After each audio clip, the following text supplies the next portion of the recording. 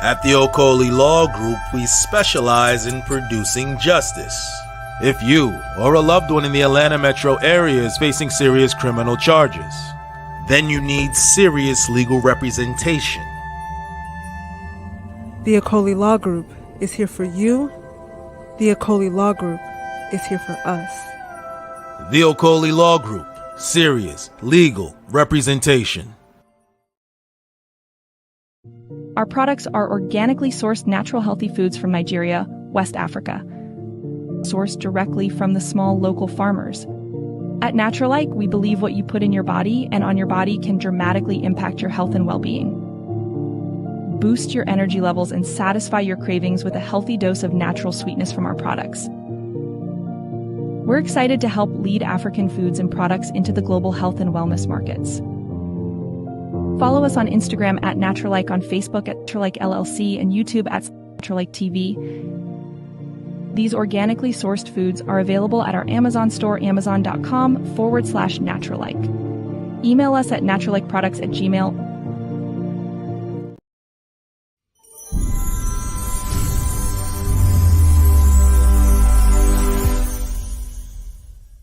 One of the greatest empires in world history was the Mali Empire.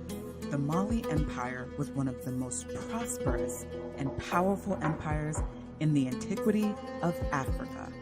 Its growth and expansion was legendary and pivotal in the history and culture of Western Africa. The Mali Empire Volume 1, from author J.P. Martin, available on Amazon, is a book which provides the full historical record of the Mali Empire. From their control over the trans-Saharan trade routes and development of great cities such as Timbuktu, to their influential royal class who produced notable African kings such as Mansa Musa, Sundiata Keita, and Mansa Abubakar Keita II, the Mali Empire made a significant impression. This book is perfect for anyone interested in learning more about the history of Western Africa. Order your copy right now on Amazon. The Mali Empire, Volume 1, from author J.P. Martin. Go to Amazon.com and get your copy today.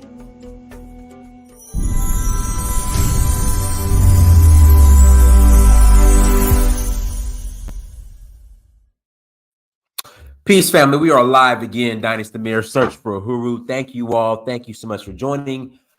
Do me a favor, hit that like button, and please hit the like button. Also, make sure you share and make sure you subscribe. Happy Cinco de Mayo. If that's something you celebrate, I hope you ate a bunch of tacos and, whatever people do on Cinco de Mayo. So happy Cinco de Mayo.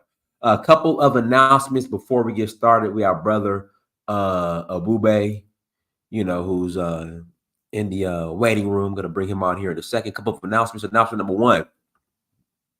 We are rolling to Nigeria. All right, we are rolling to Nigeria August 4th through the 13th. August 4th through the 13th. We have 3 spots left. Well, actually 4 spots. We have 4 spots left for Nigeria August 4th through the 13th. If you're interested in joining us, please visit Danfo, DANFO.Africa. Again, please visit Danfo, DANFO.Africa. And I will greatly love to answer any questions, any feedback in regards to going to Nigeria. Listen, Nigeria is a beautiful country. I love Nigeria. I got my Nigeria shirt on right now. Shout out to Kai. Kai gave me this shirt. So please shout out to Marie Shai, who's in the chat room. Marie came on the very first tour that we ever did, and it happened to be in Nigeria. That was August of 2019 for the Oshun Festival in Nigeria in 2019, and Marie was on that trip. So shout out to Marie. She's in the chat room. We are also rolling to Zanzibar. Zanzibar is September 22nd through October 1st. It's September 22nd through October 1st. So if you want to head on out to Zanzibar, please visit Danfo.Africa. Again, please visit Danfo.Africa. Let me share this real quick on my Facebook page. Hold on, get shareable link. There we go. And for Zanzibar, we have three spots left. So for Nigeria is 4, Zanzibar is 3. Come and join us. We'll love to have you. Love to see your beautiful faces. Love for you to come experience Africa. You know, I'm biased towards Nigeria, so would definitely love for you to come to Nigeria and have a great time in Nigeria, have a great time in Zanzibar. So without further ado, today's topic, what a Trump victory means for Africa. What a Trump victory means for Africa. You know, come and tap in and join the conversation. So without further ado, let's bring on our in-house lawyer, Ebube Okoli. Go ahead and take away. You're muted. You go ahead and unmute yourself. There we go. It's always a lot easier to talk when you're not muted. Right. Hey, Don, what's going on, brother? How's everything? All is well, man. Can't complain. Cannot complain. Having a great day. Beautiful day outside. You know, it's a good day. Good to hear. Good to hear, man. Good to hear. So for those who don't know me, my name is Ebube Okoli. I'm an attorney. I'm a Nigerian-born, American-trained geopolitical analyst and attorney. I own the Okoli Law Group. It's a legal defense firm. Here in Atlanta, Georgia, we provide serious legal representation. So if you're in the Atlanta metro area, feel free to give us a call. In regards to the topic, it looks like we're going to be covering the what a potential Trump victory in the White House could look like for Africa. I think that's a pretty interesting topic.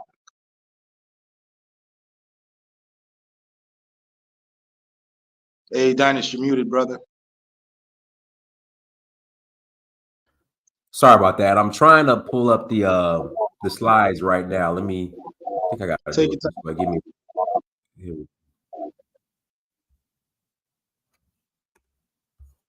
And when are you leaving for Nigeria again? So I had to. Well, the tour is in August, but I'll be in Nigeria next month after Senegal. So I leave for Senegal on Sunday. Actually, we'll leave Sunday, and then after Senegal, I'm gonna go straight to Nigeria for about a week. Then head back to the States. Then go back in August.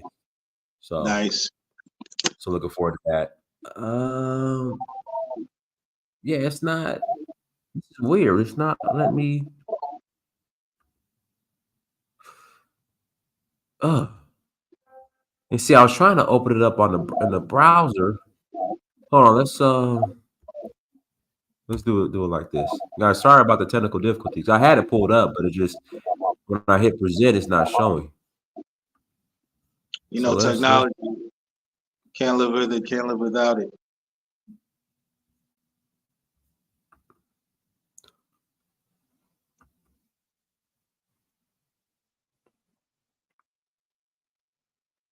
Okay.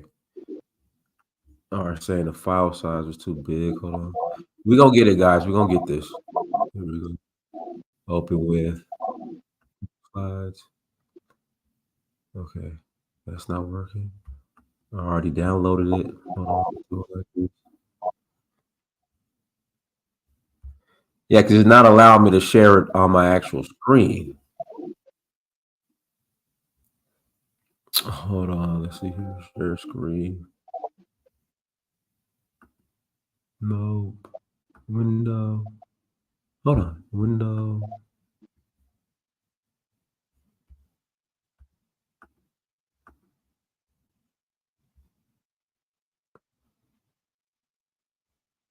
Guys, I'm coming. We're gonna get it. Ebube, somebody's asking, what does your name mean? Okay, the full name is Chukwu Ebube.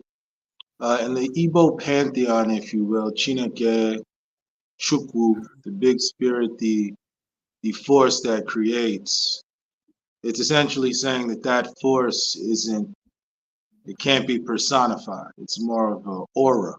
So it's saying that the supreme being that created the world and everything we know isn't a person. It's an oral. It's more so of a presence, if you will. It's a very ancient name. Ebube, can you pull it up on your end and try to present it? We can proceed without it. Yeah, yeah. I think we gotta have let's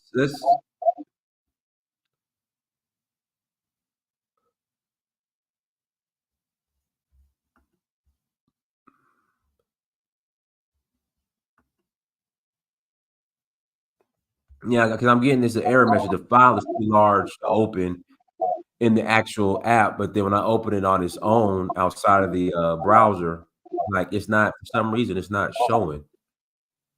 Hold on, let's just try this right here. Give me a second. We're gonna figure it out. All right, let me present it again. Present, share screen. Oh, here we go. Oh, shoot, I just found something new. Hold on. Yeah, I just found something new. Hold on. I think I got it. Okay, here we go. I think I got it. Here we go. Slides. Add from your computer. Upload file. Here we go. I think I got it, you guys. Cross your fingers. QRST, Trump.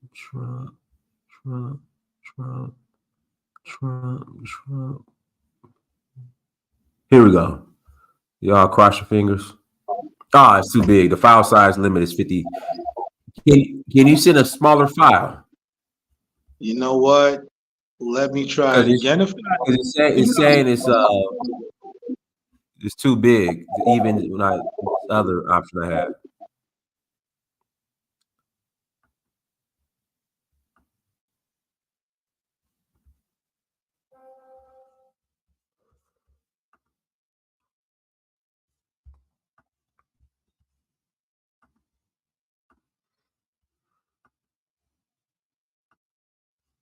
All right, just sent it to your WhatsApp. It might be a second or two before it hits you. But worst comes to worst, if we don't have it, we can always proceed without it. It'd be better to proceed with it because obviously it helps with facilitation. Right. But even if we don't have it, it's not the end of the world. But it should hit you in about 20 more seconds to your WhatsApp. Okay. And then from there, I know what to do once I get it. All right. No, that's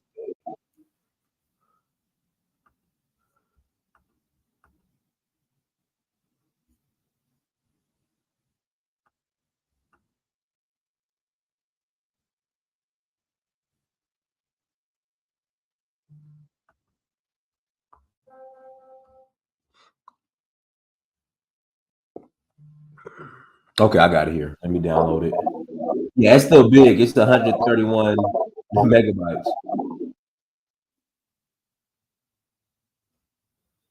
well, let's proceed without it then if it's not allowing us to. Yeah, man, I was wondering. Okay. All right, we got to proceed without it. Go ahead.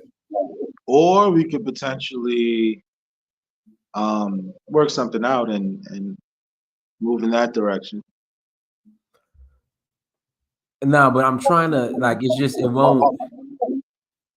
So when I have it right here, but for some reason when I open it up and I hit present to share the screen, it's not showing this as an option to share. Let's try this again. Setting, present, screen, window. Let's do it like this. Hold on. Okay, here we go. I think I got it. Perfect. There we go. Okay, there we go. Okay. All right, go ahead. All right. Let's see if we can put it in presentation mode. All right. Let's see here.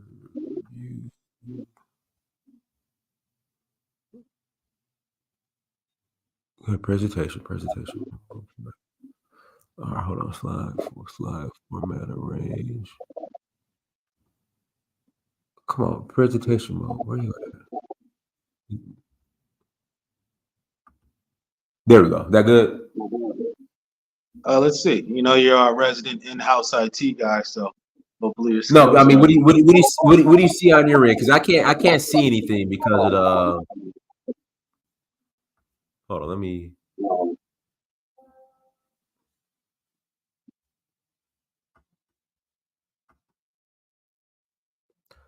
Yeah. Oh, you know what? Here we go. Okay, bam. There we go.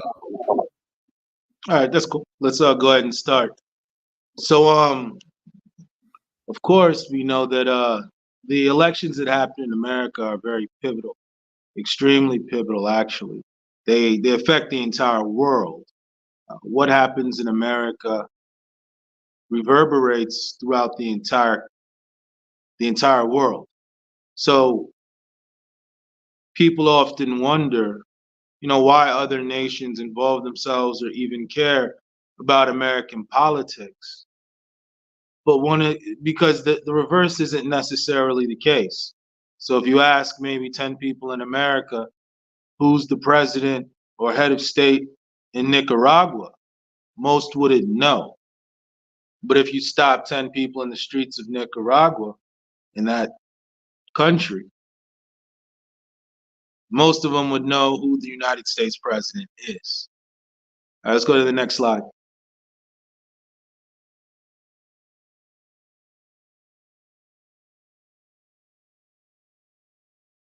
Yeah, I think you can probably just press play at the top. But part of the power the United States has is because they control a system. And a system is just made up of people who act through thought, speech, or action towards a shared goal. And on the back of that system, there are three pillars that essentially created that system. And America really came to prominence after World War II. It was after World War II that America really implemented their system, and it had three main features. And the three main features were its economic system, its military system, and its global currency. All right, let's go to the next slide.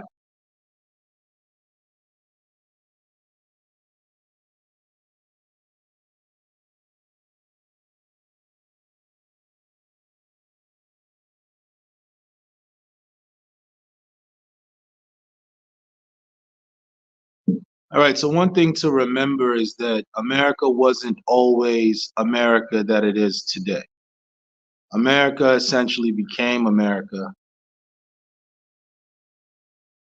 through a series of steps. It made a progression towards what it is today. And so, due to the fact that it made a progression, we have to analyze. And one of the best things to do is to analyze how America became America. That's a very important thing, especially in the game of power for African nations. It's always quicker and easier to learn from somebody who is competent and has mastered a skill that you want to learn.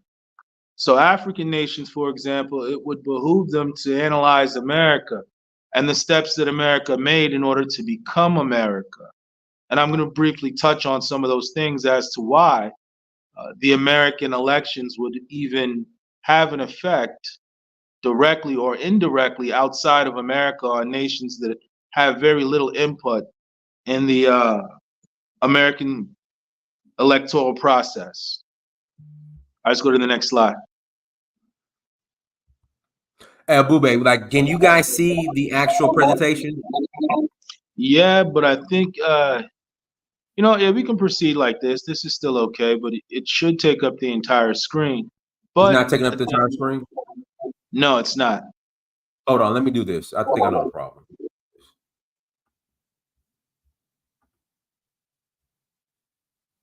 That's weird that it's not taking up the entire screen, but okay, all right, because it is on my end. But okay.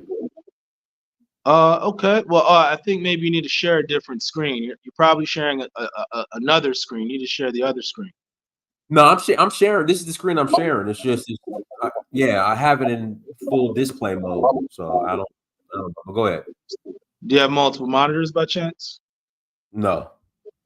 Okay, no problem. But yeah, so in regards to the three pillars that America set up, you have the economic order. So if you look at America, America's entangled in the world economic trade system in such a way where it just makes more sense to deal with America and whatever stipulations that America brings rather than trying to recreate a system of global trade from scratch.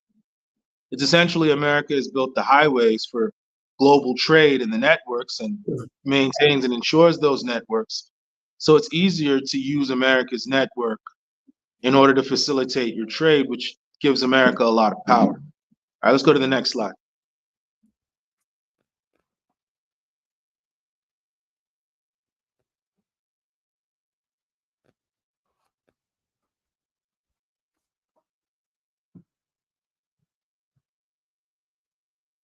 You there? Yeah, let's go to the next slide. It didn't switch to the next slide. No, it's not for me.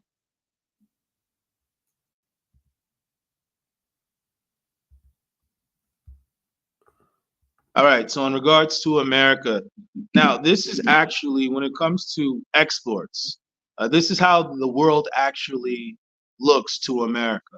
So, for example, when you look at some countries are simply just more important to America when it comes to American exports versus other countries. So, for example, the ambassador of China, when he comes to visit the United States, he has a lot more pull than the ambassador of Kazakhstan, just due to the fact that that country's business relations are more vital to that nation than the latter. So the former is slightly has more power because there's more engagement between the two than the latter. So sometimes it's good to take a look at these types of maps because they kind of give you a clear picture of why certain nations are viewed the way they are viewed. Next slide.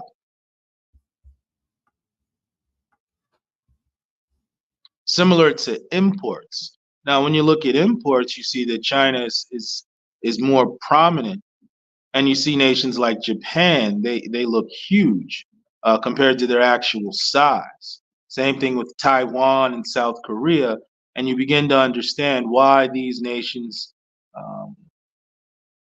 seem to be above certain other nations, and their interests are more served. Sometimes people look at these things and they want to almost create a world where things aren't ranked. Everything in the world is ranked. Everything, even subconsciously.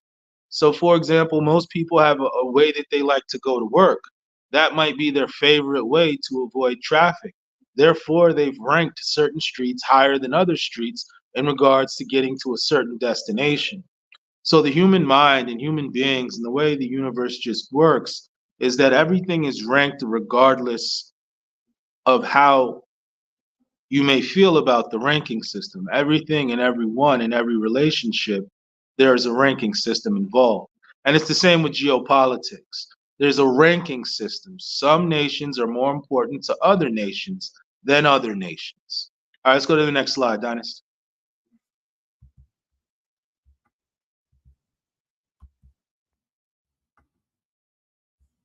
All right, in regards to the global military order, America set up NATO because you have to remember the three pillars of the American system, which make America the global superpower, are the global military order, the global economic order, and the global currency. So NATO is pivotal in America crafting its global military order. And we'll talk more about NATO in regards to Donald Trump and Biden's approach to that organization. Let's go ahead and go to the next slide. All right, I touched on the global currency. The dollar, backed by gold, was initially the world's currency. It was the world's reserve currency because in order for your currency to have value, and this was during the creation, after World War II, the creation of the American global order, the global currency was based on the dollar, which was backed by gold.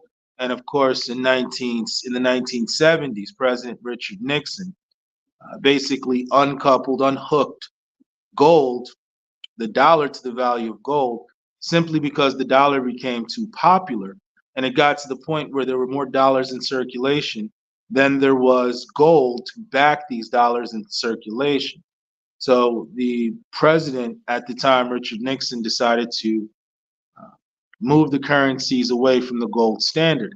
So even though dollars are no longer directly traded for gold or backed by gold, I should say, the dollar is still the reserve currency because everyone believes in America's system.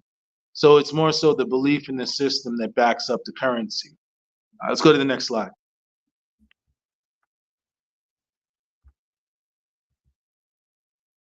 Now, one thing we have to remember is that there's many polls have come out that show Donald Trump with a slight lead over Joe Biden. Um, there, there are some polls that show people who voted for Joe Biden in the last presidential election are either not going to vote or have swung the other way entirely and are going to vote for Donald Trump. So there's a lot of these polls that come out, and so these things have an effect all over the world because what happens in America doesn't just stay in America. There are decisions made in America that have drastic effects on the world based on a political system that that country really has very little power over, which is the American political system. So a lot of nations are keenly watching to see what's going to happen. And one thing we know for certain is that the effect of Donald Trump on Biden's presidency has essentially, on an international level, turned Joe Biden into almost a lame duck. It's really created a lot of uncertainty because some world leaders look at it and say, well, if I make this agreement with you now, let's say you lose and someone comes in January next year, they come in and undo everything we just did.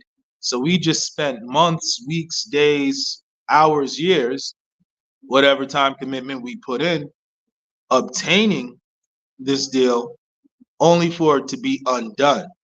So even if Joe Biden hasn't lost the upcoming election, just the mere presence of a strong contender who may actually win next year is enough to create enough doubt to where Joe Biden's ability to truly be a force internationally is somewhat hampered.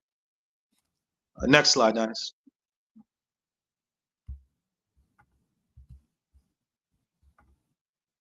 All right. Now, one thing we have to remember is that the world in 2024 is a very different world than it was 6, 7, 8 years ago. There are conflicts almost everywhere. There's more conflicts in 2024 than we've had in the last 4 years. There's a lot of restlessness and reconfigurations going on.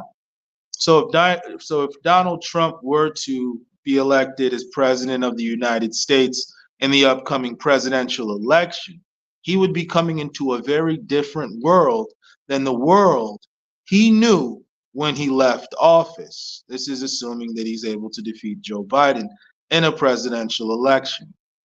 He would instantly be thrust into a situation where from day one, he would have to deal with certain conflicts that were going on before he took office that weren't going on when he left office. Let's go to the next slide.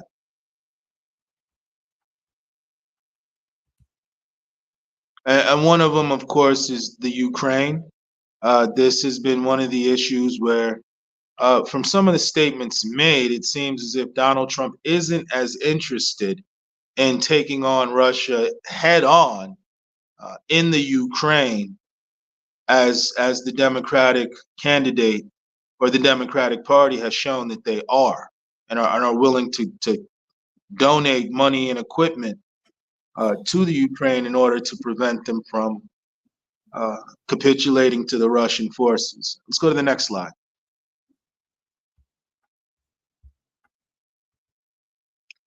And also, this is something to keep in mind. Something I discussed earlier is that there are decisions made in Washington that can tip the balance in your favor or against your favor merely because you won or lost the vote in Congress. Let's go to the next slide.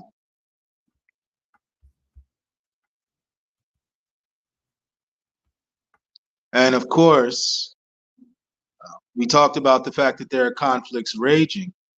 If Donald Trump were to win, he would have to make decisions or refrain from making decisions on certain conflicts ongoing. And we're going to get into some of those that deal with the African continent directly. Let's go to the next slide.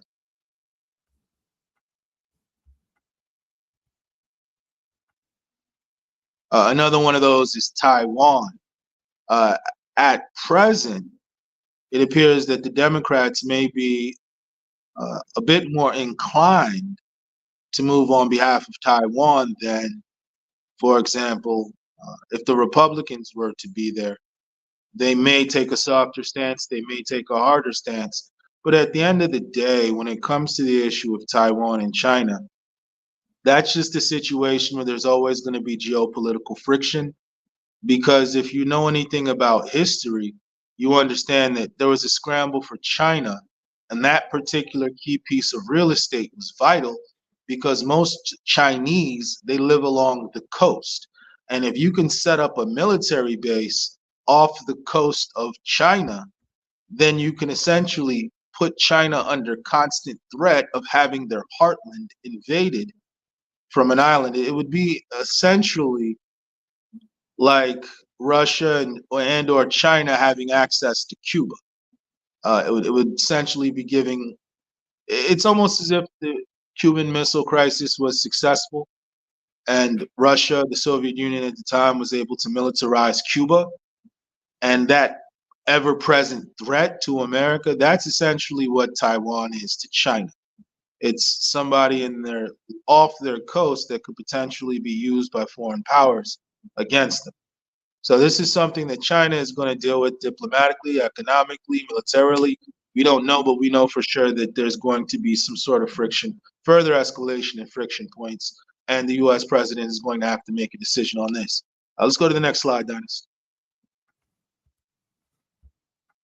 All right, now we talked about NATO. We talked about America's global military order, one of the main pillars of the global system, the world, the ordering of the world, but as the United States saw fit.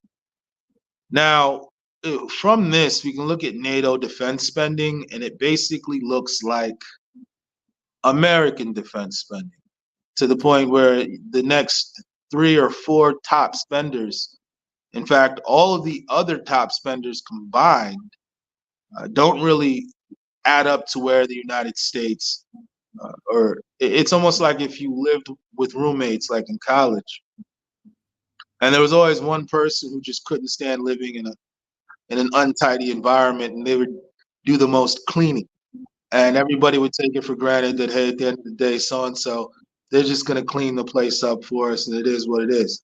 It's almost like that. America is living with roommates that have the capacity, because many of these nations have the capacity to carry their military requirement, if you will, in NATO. And for example, Donald Trump looked at the allies in NATO with a serious questioning as to why they're not, according to him, pulling their fair share, doing their fair share in defense spending in order to prevent the United States from having to shoulder almost $1 trillion in NATO spending.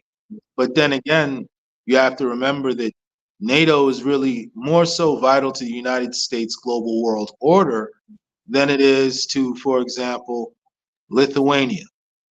Now, for Lithuania, NATO is important because it prevents it from being, taken over. But at the end of the day, Lithuania doesn't really project power through NATO in a way that the United States does. So even within NATO, there are discrepancies in the members' objectives on why they're even in NATO. Let's go to the next slide.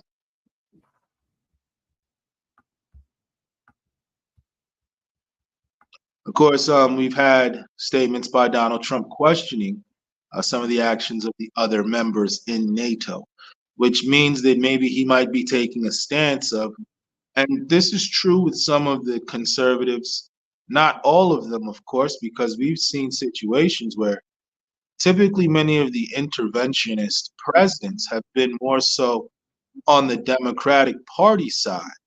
But then that was flipped on its head with George Bush. Uh, However, George Bush had to deal with the new phenomenon of global terror. So typically, so it reversed everything, because before people used to accuse Bill Clinton, those old enough to remember, Bill Clinton and the Democrats of being the war-loving party, because Bill Clinton was big in regards to foreign policy on intervention, military intervention. He liked to nip things in the bud before they metastasized into larger issues. Uh, the Republicans generally were the opposite, but if we remove George Bush from that equation, it seems that that statement is true, and it appears that Donald Trump is more in line with traditional Republican presidents in regards to intervention. Let's go to the next slide.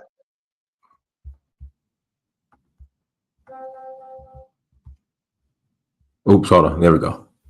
The reason interventionism is an important topic is because, as I stated earlier, if Donald Trump were to be elected, he's coming into a world where there are problems he didn't see when he was in office, but problems he will see if he does indeed get into office.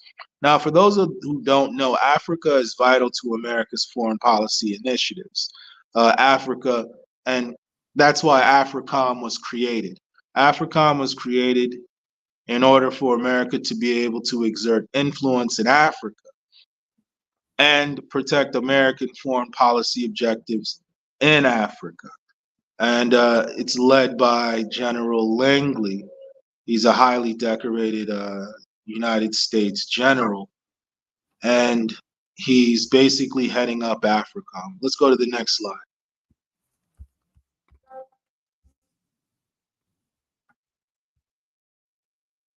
And with General Langley's spoken on the importance of Africa to America. We have to remember that Africa is the future, not just in regards to the population, not just in regards to the mineral wealth, not just in regards to the fact that most of the world's young people, or largest concentration of young people, will be on the African continent. Not just because many of the nations in Africa are growing, and some of them are going to get it right, and some of them are going to get it awfully wrong. Some African nations are going to be more developed than some of the developed nations today, and some African nations are going to fall by the wayside based on what problems the African leaders are able to fix. At the end of the day, we need to judge leaders in Africa by the problems that they're able to fix. But with that being said, General Langley has often talked about the importance of Africa to America's foreign policy objectives. Let's go to the next slide.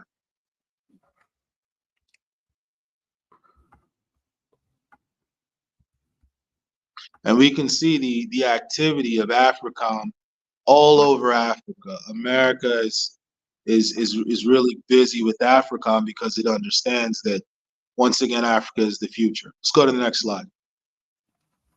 Africa is the future. It surely is. Oh, wrong button. There we go.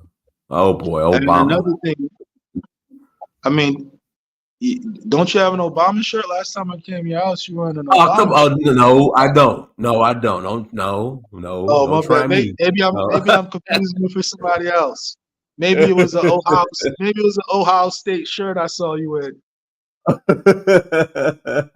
Right. But what we have to remember with Barack Obama is that it was under him that AFRICOM was really expanded, and Barack Obama took more so the line of the one of the more so military interventionist presidents, meaning that at the end of the day, every nation is going to have objectives, and if you stand in the way of those objectives, that might not be a good position to be in, because there's a lot of force and pressure that'll be concentrated against you. It's almost like standing in the way of a train. If you don't have the backing to stop a locomotive, you get out of the way. You don't stand there, because you will get ran over. So the At that time, the Democratic Party was very, every other week or month, we were talking about new threats to American foreign policy objectives and whether or not military intervention was necessary. So on the international stage, Barack Obama is viewed as a hands-on interventionist type president. Let's go to the next slide.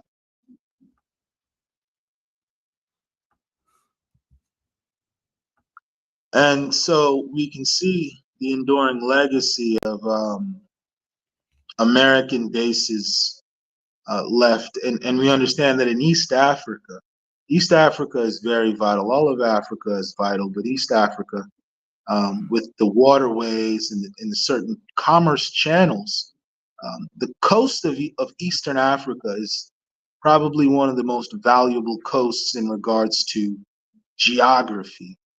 So, for example, Somalia has one of the most geographically strategic coastlines in the world, just in regards to the sheer amount of trade that has to pass off of its coast. And of course, with the Suez Canal, you've created an even bigger reason for that area to be even more pivotal. Let's go to the next slide.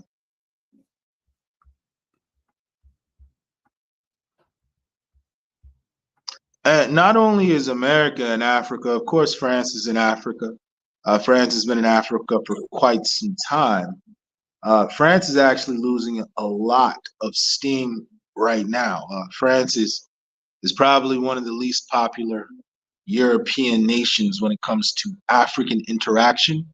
And some are describing this as the regime where France will lose Africa. That's the statement that keeps flying around. Will France lose Africa? Will France lose Africa? Let's go to the next slide.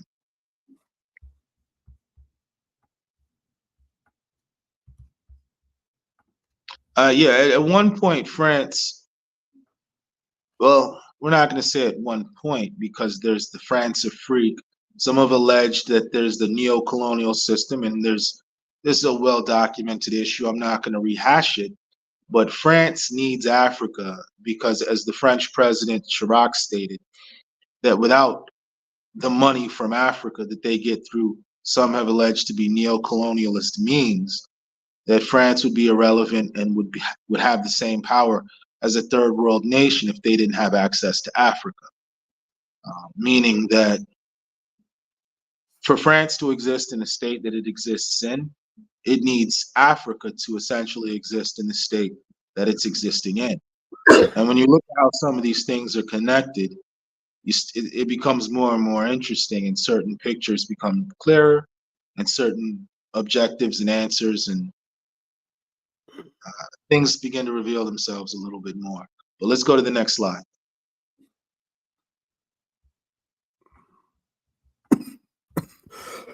Excuse me.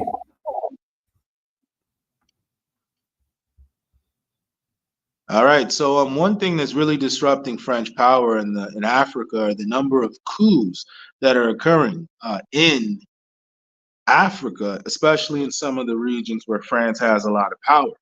And what's happening is that the military is coming in a lot of these countries, and they're not having the same warm relations that they had with France. And you have to remember that France, according to its own admissions by one of its former presidents, states that Africa is a must. And when they say Africa is a must, they mean that the agreements that we've set up with these African nations must stay intact, or we're going to lose a great deal of power. And you have to remember that any serious nation is playing the game of power. Every serious nation has a blueprint for them to be number one. It's like when you play sports, there are analysts and things that lay out what you have to do in order to win the championship. Who you have to beat, what do you have to beat, scouting reports, defenses you might want to play, plays you might want to work on, different things. Serious nations have scouting reports, have pre-planned plays. They're practicing what they're going to put in effect. They're showing proof, not just potential of the things that they can do, but proof of things that they've done. And you have to remember that The job of a world leader, of any nation, is to solve problems that hinder your nation from obtaining power. Now, if you're doing that as a national leader, then you're a good leader, regardless of anything else. That's really the major primary way that competent leaders are judged. Let's go to the next slide, Dynasty.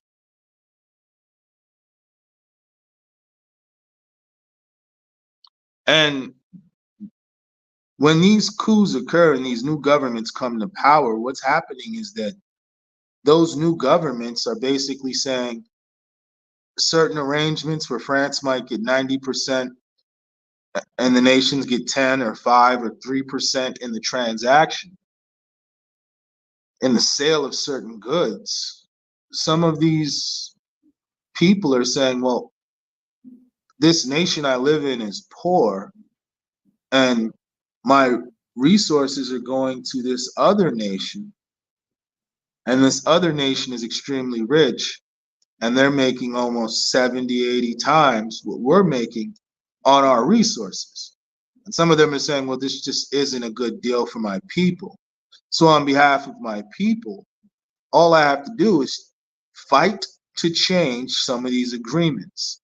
And if I can do that, the amount of money and resources I'm going to be able to divert to my people instantly will endear me to my people. So it's almost something whereby these leaders that are creating these coups are gaining instant support because they come in with messages of nationalization of resources and giving back to the people, which should actually be pretty easy if you could get the billions and trillions of dollars that leave your nation to go to other nations due to what some have alleged is neo-colonial taxes. Let's go to the next slide.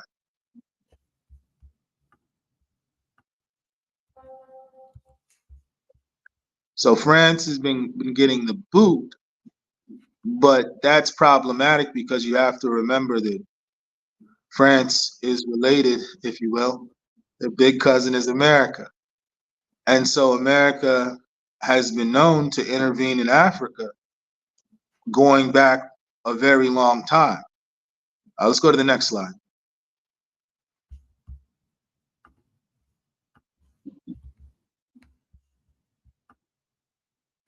Now, France always has the ear of the United States, regardless of the president, regardless of the political party. France always has the ears of the United States. Now, Donald Trump has proven to be, when it comes to Africa, less interventionist than, for example, a Barack Obama, who was very hands-on in regards to intervening in such situations. So now the question will be, France doesn't want to give up its African holdings. It doesn't want to lose the business deals that its companies have, that its government has with the governments of the African nations that they essentially still exert a lot of influence over. Now, as the former French president noted, without Africa, the game is up. The game of power is done. For a very long time for France, it's going to be very difficult for them to regain the level of power and influence that they currently have in the world. So some have alleged that they're not going to go down without a fight. And if history serves correct, that's what we've seen in the past. And if you're a student of history and you understand what happened in Haiti, you got to understand that the French didn't just lose once and give up. That wasn't how it went. Those brothers down in Haiti had to keep fighting for quite some time in different ways, different forms of manipulation, different forms of attack on their nation, whether it be direct and or indirect. So the French have shown that they don't just leave, not when it comes to the game of power. And so they don't just leave and they have the ear of the president. One has to ask themselves, what type of president are we going to have come 2025? Let's go to the next slide.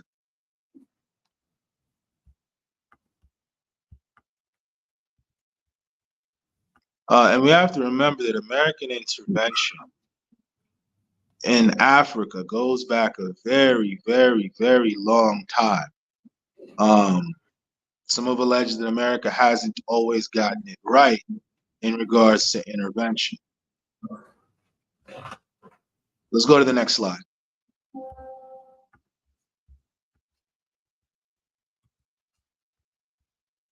This is just an interesting showing of for people who don't understand Africa's importance to the Western world. Africa, I can't overstate the importance that Africa has to the Western world. And this is why America, in a lot of America's foreign policy initiatives, are important to understand. And oddly enough, both gentlemen in this picture, Tafawa Balewa and JFK, were both taken out in office. It's interesting. I bet you they never thought that would happen their first day in office. So it's just an interesting picture. Let's go to the next slide.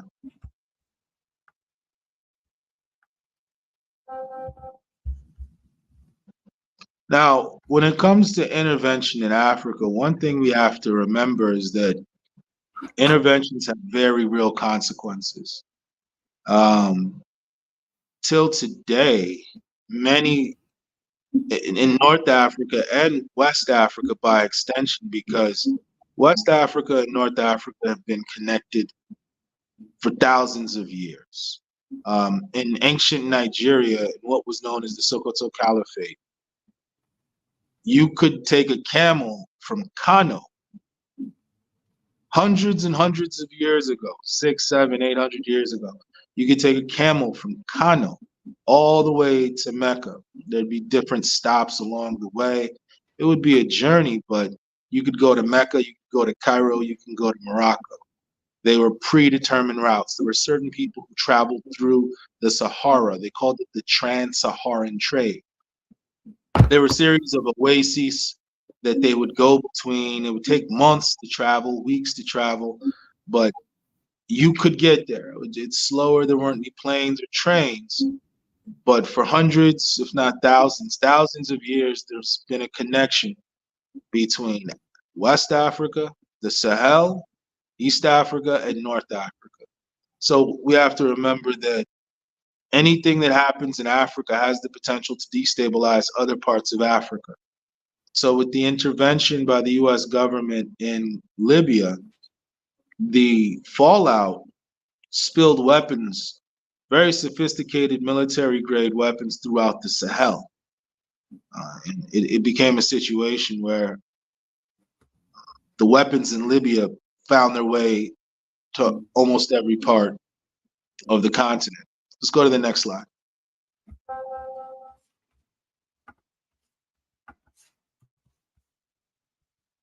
And we have to remember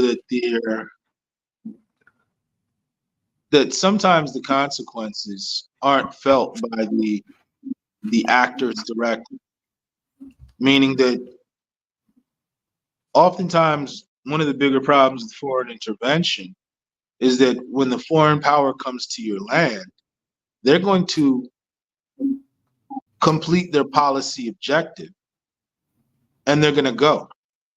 And it's up to that nation to be able to put it back together, rebuild strong institutions, rebuild strong systems, recreate the nation, while the foreign power throws up the peace sign and gets out of there.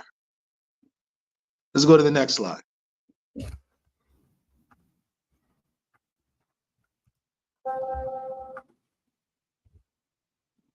So this is an example of what happens when the objective is regime change and not nation building per se.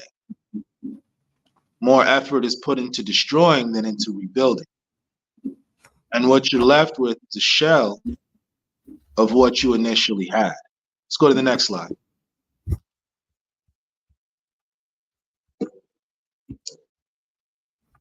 So now turning to Niger.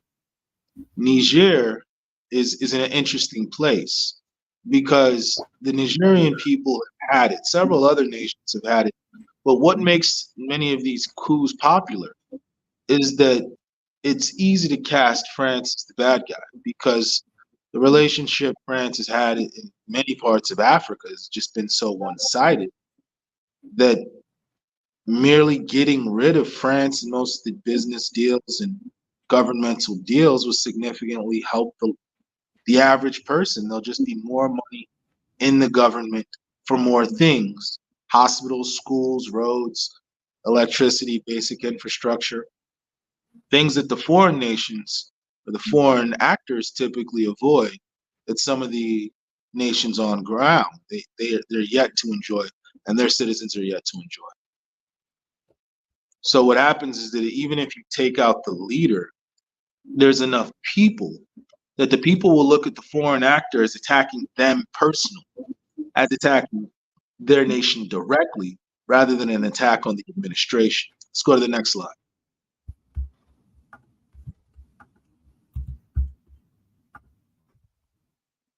Now, there's, for example, in Niger, they have passive support from their brothers in northern Nigeria. And Niger is also linked up with other nations in the Sahel to have a quasi-military, an attack on one is an attack on all clause. So these nations have a few things going for them.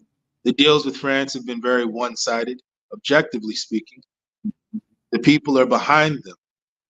The people in neighboring nations do support them. But most importantly, the people support them. Let's go to the next slide.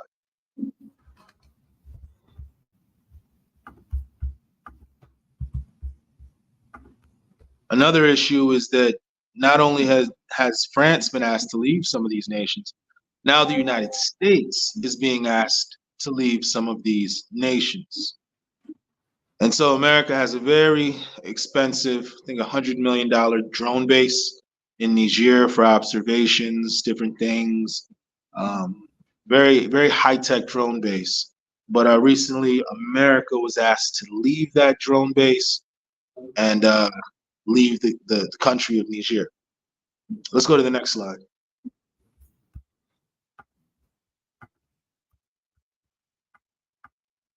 Now, remember, America is very entrenched in Africa. America has drone bases all over. So it's not as if the Niger drone base is the only drone base. It's one of a series of drone bases, but the Sahel region is a very geographically important region for America and, of course, for France. And now America is being asked to leave. Now, some have put forth and have speculated that had this been the Obama regime, that there might have been more direct intervention, if you will. However, due to the fact that America might not want to risk escalation at a time where they're dealing with Russia, they're dealing with several other key issues at this particular moment. Of course, there's Israel, and then the dozens of other military obligations that America already has. The American public might not be in support of America potentially losing American lives by having to have adverse troops on the ground in Niger at a time like this. Moreover, in an election year, it might not be wise to start a war over what most Americans wouldn't necessarily feel is a justified military action. Let's go to the next slide.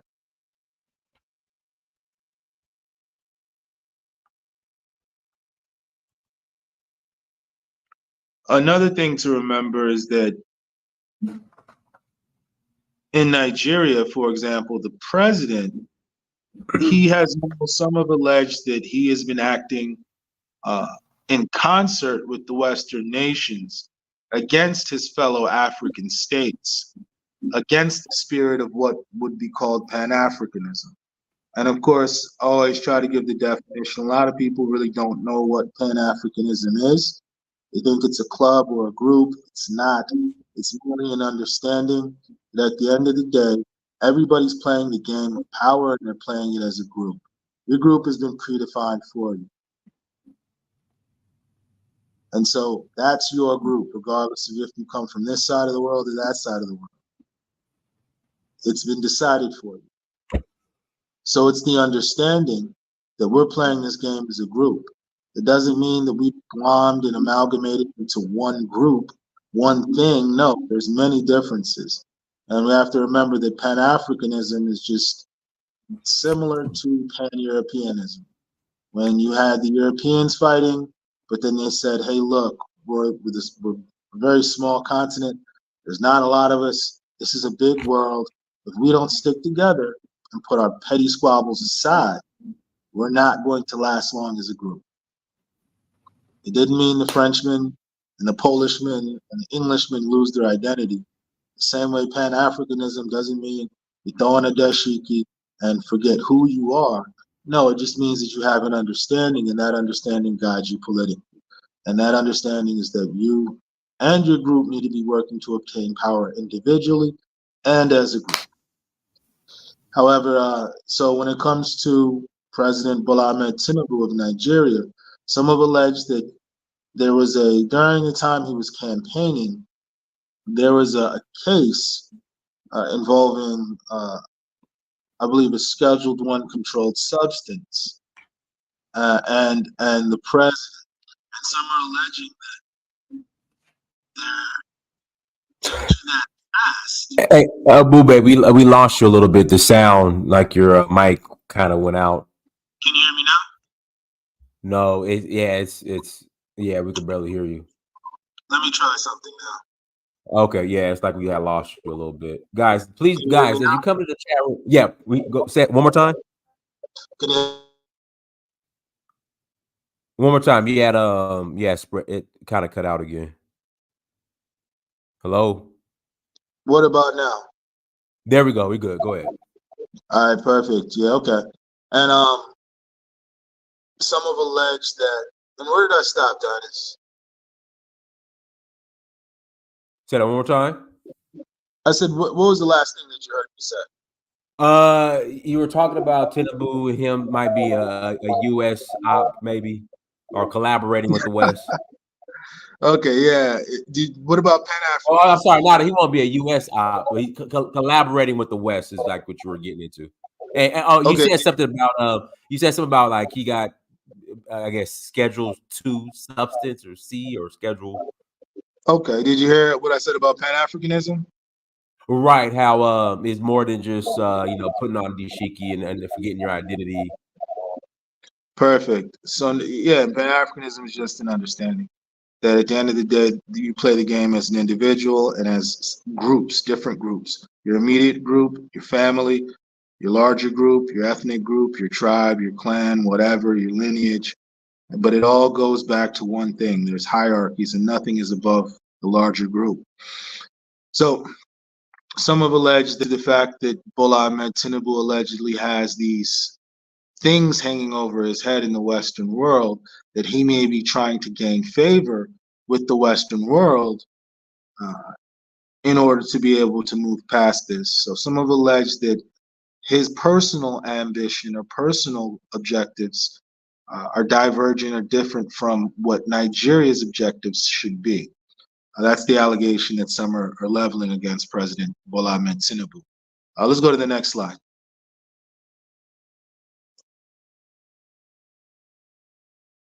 All right, and of course, this is split ECOWAS because it's almost as if ECOWAS, some have alleged, has become a pro-Western, pro-European organization. And they state that the rogue nations, if you will, the nations who have been suspended and who've stepped away from ECOWAS, are actually the ones who are acting in the spirit of actual Pan-Africanism and are putting African interests above Western interests. Now, of course, France wanted Nigeria to intervene and restore the president in Niger And I believe somewhere along the line, there were calls for America to step in as well. However, America didn't take that overt move. And there are several factors as to why America might not want a war in Niger Republic. Now, of course, France, it's in France's interest for a military action from the United States to be done in Niger Republic, and some of the other nations as well, if we're just going to be speaking frankly. But there are several layers to why something like that isn't rapidly occurring at the moment. Let's go to the next slide.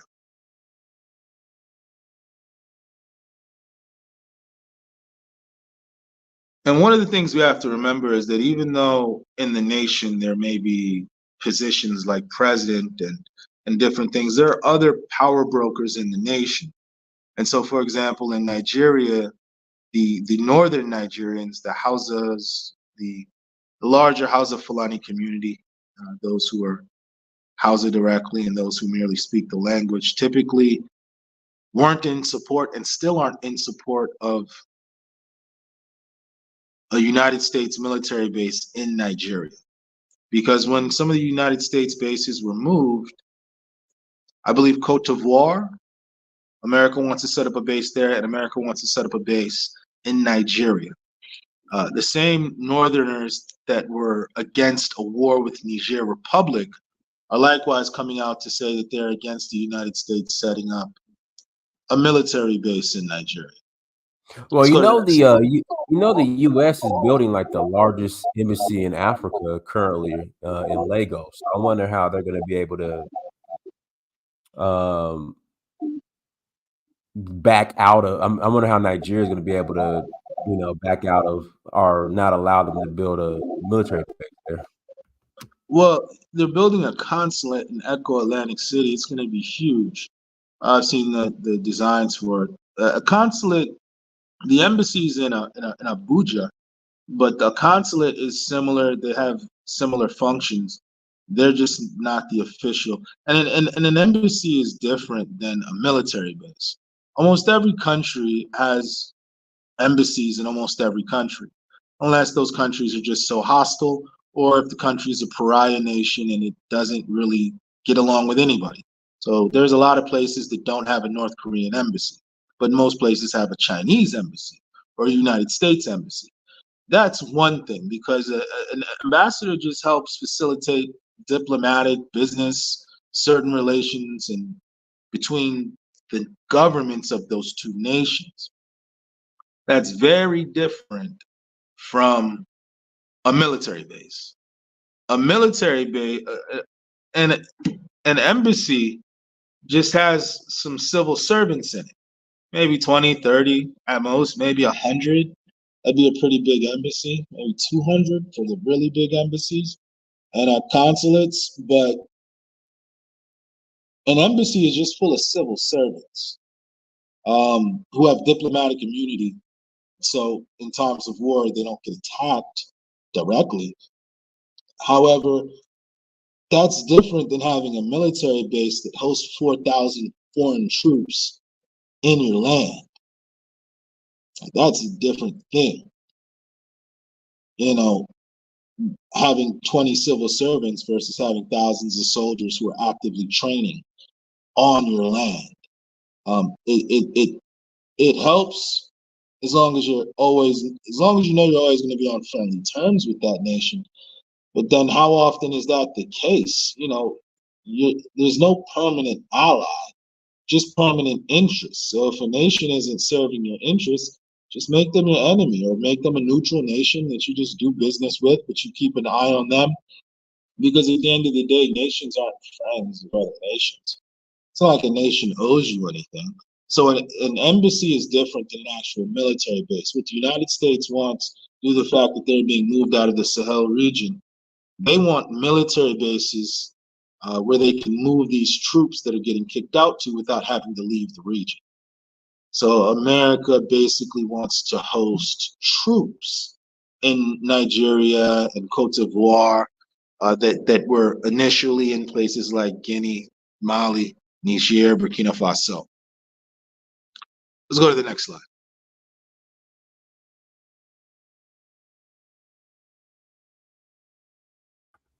So this just shows if you look at it, it's almost like a contiguous coup belt. And this is, if you remember where most of France's colonial holdings were, this is basically almost 80%, almost 90% in that zone. Let's go to the next slide.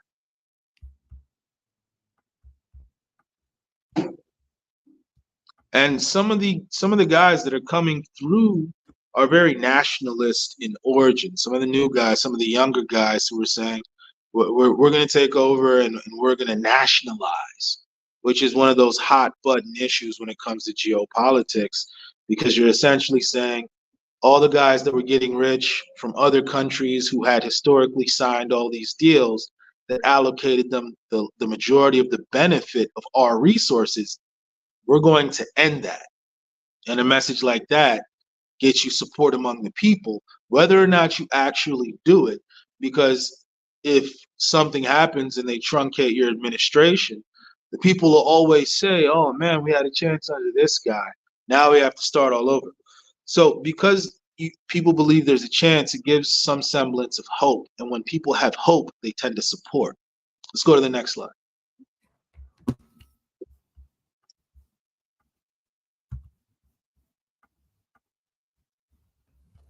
All right, another thing we have to take a look at are nations that are set to go to the polls. So we're seeing regime changes through the coup d'etat, and we're also seeing in Africa where there may be a changing of the guard through democratic means as well. So there's a lot of shifting sands happening in Africa that, of course, have huge consequences across the globe. Let's go to the next slide.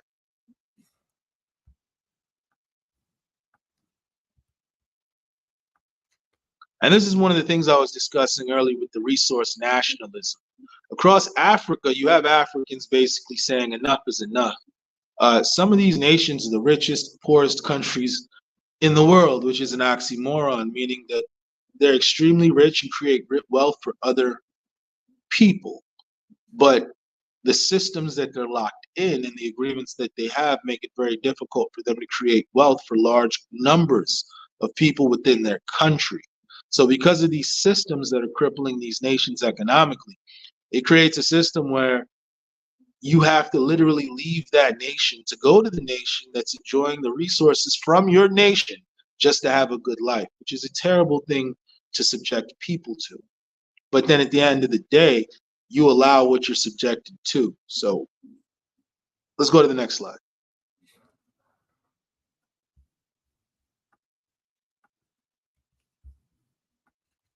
So we're at a time when there are a lot of coups, not the most coups, but we're at a time when there are a lot of coups, both successful and unsuccessful in Africa.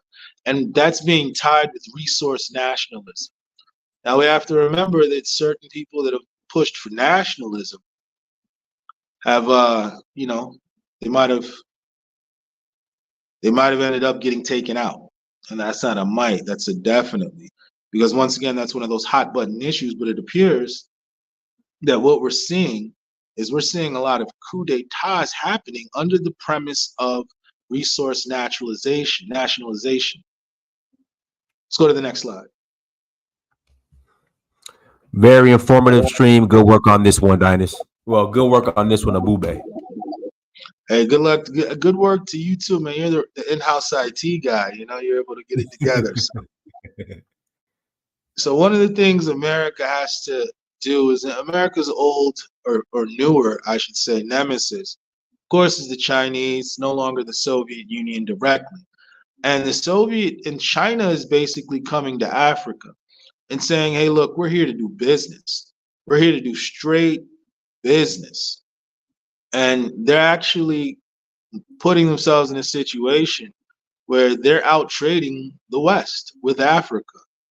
So we see in 2000, France was the major trade partner with a lot of African nations.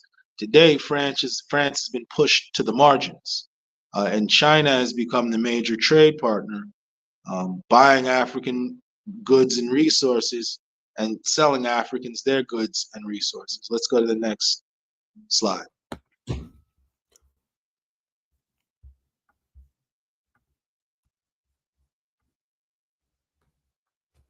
And so another thing as well that China is doing is they're establishing more diplomatic ties with Africa.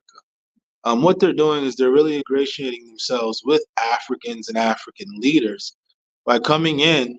And remember, the main issue is for a leader is what problems are you solving? And China is smart in this regard because they'll come in and they'll say, hey, look, you guys, because you have to remember, China needs to build things. That's just what they need to do.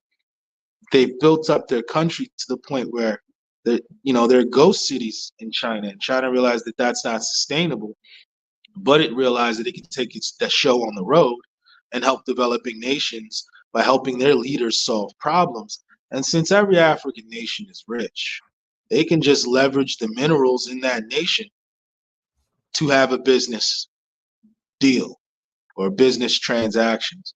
Now, some of these agreements or transactions favor the Africans, and some of them definitely do not favor the Africans. So with China, the Chinese will give you whatever deal you accept. So China isn't completely free of having incidents between Chinese and Africans. However, Chinese have created a situation where to do business with China, the Chinese government is extremely easy. They made business with facilitation extremely easy. Let's go to the next slide.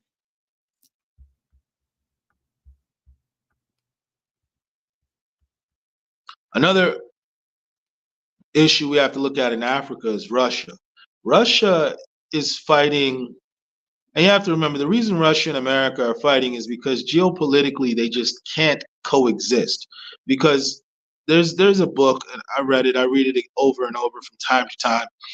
It's written by a Russian geopolitical analyst, Alexander Durgin, and it's about why Russia and America will have problems.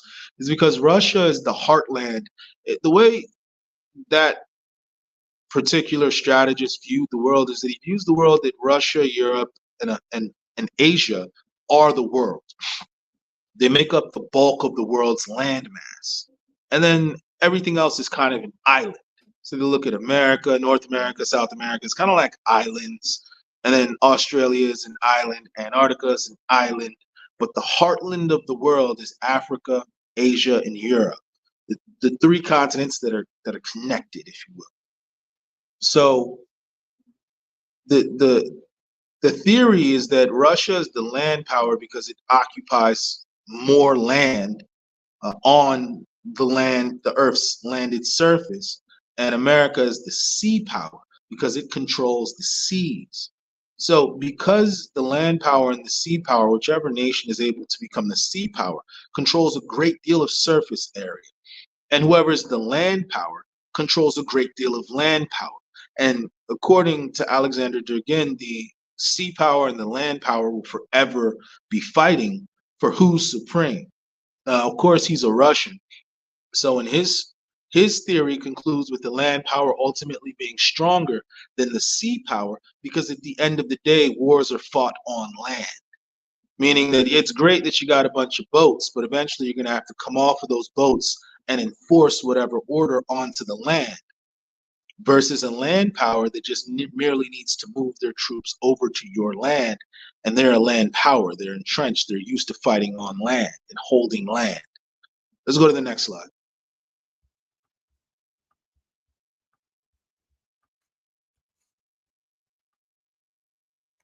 So Russia is really having a presence in Africa. They're exchanging weapons. They're exchanging technologies. There's reports that Russia is looking to build nuclear power plants in various African nations. There's been various levels of deals that have been signed between these African nations and between Russia for technology exchanges.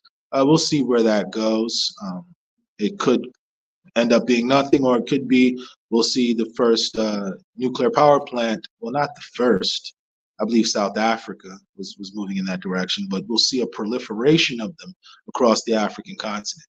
Another thing that Africans like when they deal with the Chinese and Russians is that the Russians don't enforce their lifestyle per se, or their what they view as good or their morals or norms on the Africans in order to do business with them. They're just doing business with them. Let's go to the next slide.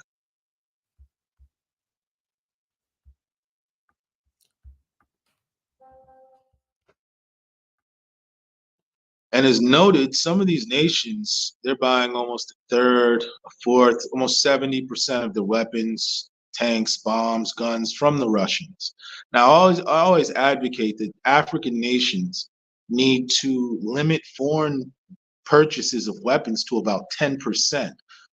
And they need to have indigenous innovations, indigenous creations of weapons, because the way world power works is you never know who's going to be your enemy. You never really know who's going to be your ally.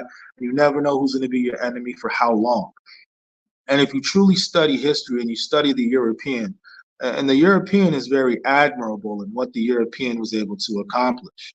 Now, you might have certain thoughts on colonialism, but at the end of the day, if they were able to colonize you, that means you need to study them objectively and dispassionately. You just merely need to look at what they did, how they did it, break it into steps, reverse engineer it. And at the end of the day, if you want to now take on the role or defend yourself against something like that happening again, you're so well versed in it that you can see all the moves on the chessboard. So what I would always advocate for African nations is to limit the purchase of foreign arms to 10 to 15%.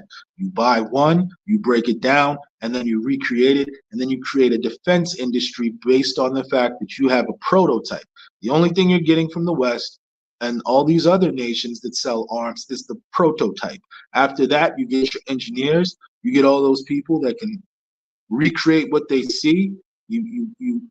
You fund factories for them to create these things, and you keep your defense industry robust. Because what some of these nations do is they make it easier to buy their weapons than for you to create your own, which is an easy trap to fall into. But at the end of the day, a lot of Africans are falling into that trap by allowing more than 50% of the weapons that they use to be purchased from outsiders, which is crazy. In regards to nations that want to obtain power. It's not the best way to do it. Let's go to the next slide.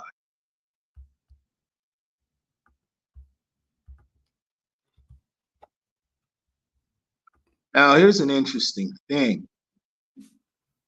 It's like you have Russian troops literally coming in at the same time that American troops are shipping out. And it's not a clean come in, clean ship out. It's they're pulling up at the same time that the Americans are trying to hold on. But it's interesting that in certain military bases in Niger, for example, you have Russian troops who are invited by the government, and you have American troops who are slowly winding down, sharing the same base. These things are interesting. Let's go to the next slide.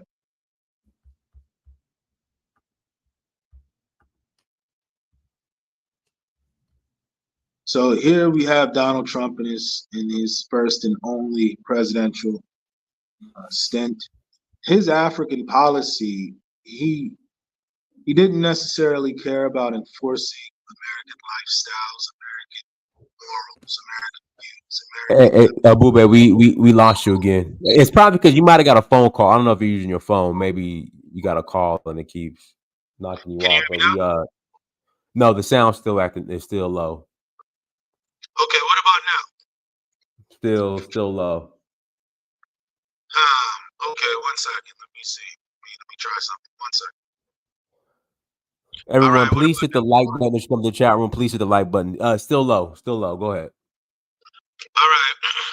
Can you hear me better now? No, still muffled and low. Let me try one thing. Or maybe come back in and come back out if it doesn't come back.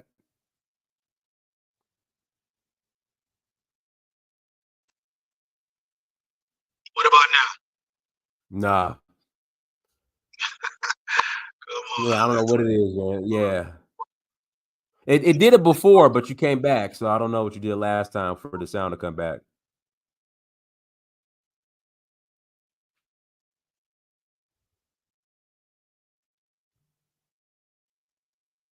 How is it now? What about now? No, maybe exit and come back in. Let me do that now. Okay. Everyone, I'll put the link in the chat room once Ebube is done this presentation. You know, we'll have about 30 minutes to take callers. Please hit the like button. Also, make sure you share. Make sure you subscribe. And if you're interested in rolling to Africa with us, please visit donfo.africa. The link is at the bottom of the screen in the on the banner right there.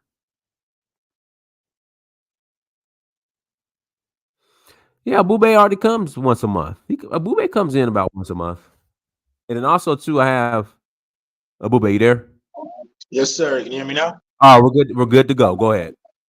All right. So one of the things the president did in his first, President Trump did in his first and only stint as president is that he was more so into business with Africans.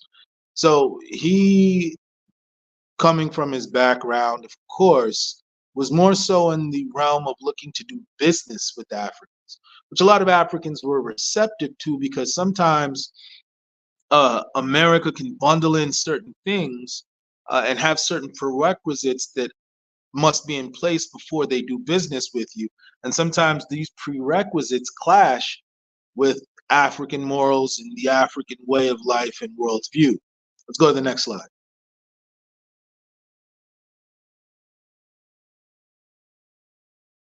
So America has certain nations that they like to lean on for certain things, to try and have certain policy initiatives pushed. And they sometimes lift up certain administrations that they may feel are more in line with their foreign policy objectives. Let's go to the next slide.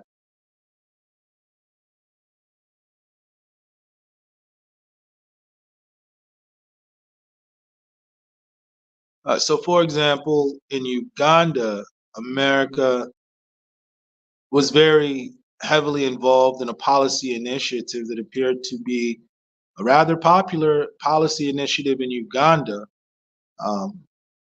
There were problems with some Western nations stating that they didn't like the laws of some of these African nations and they would refuse to do business with them unless they changed their laws that their people in their nation seem to be okay with. And some have noted that there is slight hypocrisy because they stated that there are other nations with such laws that America freely does business with and has defense pacts and agreements with. Some, for example, have referenced Saudi Arabia. Let's go to the next slide.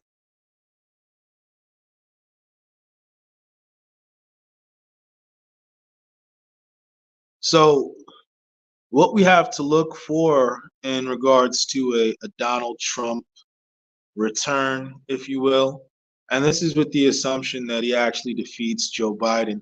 Joe Biden could just as well win. You have to remember, Joe Biden defeated Donald Trump in the last election. There's nothing saying that Joe Biden can't defeat Donald Trump in the upcoming election. However, due to the fact that it's actually in the air, I would say it's 50-50 at this point. Now, of course, as we get closer to the date, things will and they must change because nothing stays the same. But in regards to a Donald Trump presidency, just based off the antecedents of the past, I would say that a Republican president would most likely be less likely to be an interventionist president when it comes to Africa. What I would perceive is that Donald Trump, if he was brought into power, his policy in Africa would most likely mirror his initial policy in Africa when he was there the first time. And that's a policy of mostly non-intervention, looking to do business. Of course, looking to cut China and Russia out on the business aspect if possible, because in the long term and long run, China is adverse to America's system because America has the three pillars: its global currency, its global trade, and its global military order. China is actively working to create all three of these: a global military order. China has an amazing global trade network, and China is trying to, along with other BRIC nations, create a global currency. So Donald Trump's main policy in Africa wasn't really geared towards Africans in a military sense or a moral sense, or we don't like your laws in your nation. It's more so do business with us instead of China, which was an interesting position, but it was more so in line with the Republican position outside of positions taken by Donald Trump. But yeah, that's what we have to expect in Africa from a Trump presidency.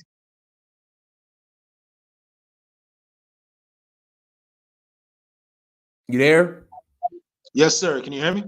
Yeah, I hear you. Okay. You want me to go to the next slide? Yes, I think we're at the end.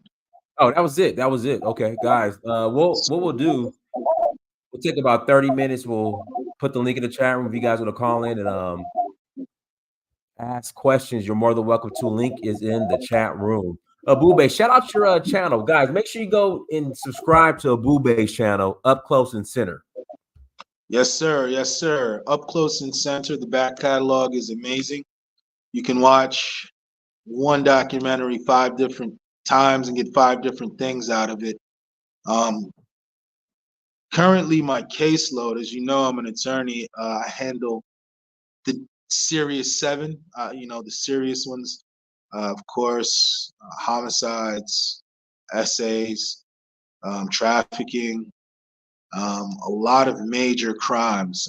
I've got dozens and dozens of these major crimes. So when you got a couple homicide cases that you're working, you don't have that much time to make documentaries because you have people's lives in your hands and their freedom is at stake. So I haven't been able to create as much as I want in that regard, but I do have documentaries on my hard drive. I just haven't polished them to the level that I want to release them. When I'm ready to release them, I'm probably going to release 10 at a time, maybe 3 or 4 spurts of 10 at a time, just to make up for the people who enjoy the content but haven't been able to enjoy it as much due to the fact that I'm busy running this law firm here in Atlanta. But if you haven't liked this channel, go ahead and like the channel. That's very important for the algorithm, because this type of information doesn't necessarily get boosted by the algorithm. There may be reasons why, there may be reasons not why, there may be reasons my sound kept getting cut off, there may not be. But in either event, go ahead and hit the like button here. That's your ticket of admission. It just shows that you enjoy the content and you enjoy and respect the time that we've taken out for that. But Dynasty, did you say the link is in the chat room? Yeah, I'll put the link in the chat room. If you guys want to call in, click on the link. So I noticed a couple statements and questions. So, Ebube, what are your thoughts on Trump when Trump made the comment in regards to shithole countries? Well, the first thing you have to ask yourself is it true or not, right? I mean, is it true or is it not? Is it true or is it not? Right? Like, nobody's saying that about Dubai. I mean, generally, people aren't saying that about Switzerland. Generally, people aren't saying that about Singapore. What are they doing differently than what we're doing in Africa that someone will open their mouth and say that and we be offended? Always believe that you should be the first person to insult yourself if you're not doing things correctly. I have a lovely home. If I walk into my home and I see that it doesn't look lovely, I'm the first person to say, my goodness, how did I let this place get like this? Let me get a broom, let me get a mop, and let me get some Windex and clean this place up. Because I hold myself accountable so that a guest won't walk into my house and have those thoughts about my house. I'd rather have them walk in and say, wow, what a lovely home you have here, Mr. Okoli. And I say, thank you. I'd rather that than me being upset because somebody said my house is out of order. So the first thing you have to ask yourself is the comment true? And if it's true, then that means you need to address the things that you need to address and not be mad that somebody has said something that you might not like. All right, and another comment was the Muslim ban. and how that affected Nigeria, if it affected Nigeria at all, the travel But ban. at the end of the day, with the travel ban, what we as Africans need to do is, it would actually, to an extent, be good if some of these Western nations said, hey, you guys can't, because many of the people that travel abroad are the elites who are well connected, well placed people in the political circles that some of them have mismanaged the country into, have driven the car off the road. And some of these very people who travel and gallivant between nations and then go back to Africa and live in a big mansion protected by a guard with a big gate, with, they can close their door, and like Fela Kuti said, they close their door, turn on the AC, and cut off the country. Not saying that there's anything wrong with living good, because I live great when I'm in Nigeria. Thank God for that. But what I'm saying is that there are certain people who, they have wealth without industry. They have wealth without producing anything. Those are the people that are the parasites of the country. Those are the people that are sucking the nations dry. And then they use that money to travel abroad, to have mansions in Dubai, have mansions in New York City, have mansions here in Atlanta, have mansions in London, have mansions in Paris. And then someone said, you know what, we're going to make sure you stay in your country. That might be a good thing, honestly, because at that point now you have to face your country. What we saw during COVID is that there were lockdowns in African nations, and we saw serious African governments investing billions of dollars into healthcare. Now, why couldn't they do that before? Were people not in need of hospitals prior to COVID? Or did we just realize, wait a minute, I can't leave the country? Some of the African leaders realized, wait a minute, I can't leave the country in case of an emergency. Let me at least have somewhere to go. And many of the elites were in line with the same thing. So if someone says you can't come to their house, once again, I love my house. I love where I live. It's comfortable. I don't need to beg you to go into your house. That's your house. Those are your rules. If you say, when you come in here, take off your shoes, if I go to your house and I want to stay there, I take off my shoes. If someone says you can't come to my house, okay, I'm not homeless, so that doesn't affect me. So African nations shouldn't be at the point where whether or not someone lets you into their country is that detrimental to you. So that's really the bigger problem. It's not someone saying you can't come to my house. It's the fact that you just can't shrug that off and say, no problem, I have my own house and everything you have over there, I have over here. So that really should be it. You don't want to look at this thing in regards to your feelings. That's not what you do. It's not how you live life. Feelings don't always serve you well. I see people who have all sorts of addictions, and I'm sure at the time it probably felt great for them to be indulging in whatever substance that they're indulging in. They're following their feelings. It feels great. It feels good. But objectively, they're destroying themselves. So you always want to look at things objectively and say, okay, well, if these people don't want me in their country, is that so bad? I mean, I have my own country. I have my own capital. I have my own cities. I have my own roads. I have my own infrastructure. I have my own beaches. You have beautiful places all over Africa. You don't even need to leave Africa to go on vacation. So what we should focus on is connecting African nations to each other rather than forcing ourselves on Western nations who might not want us there to begin with.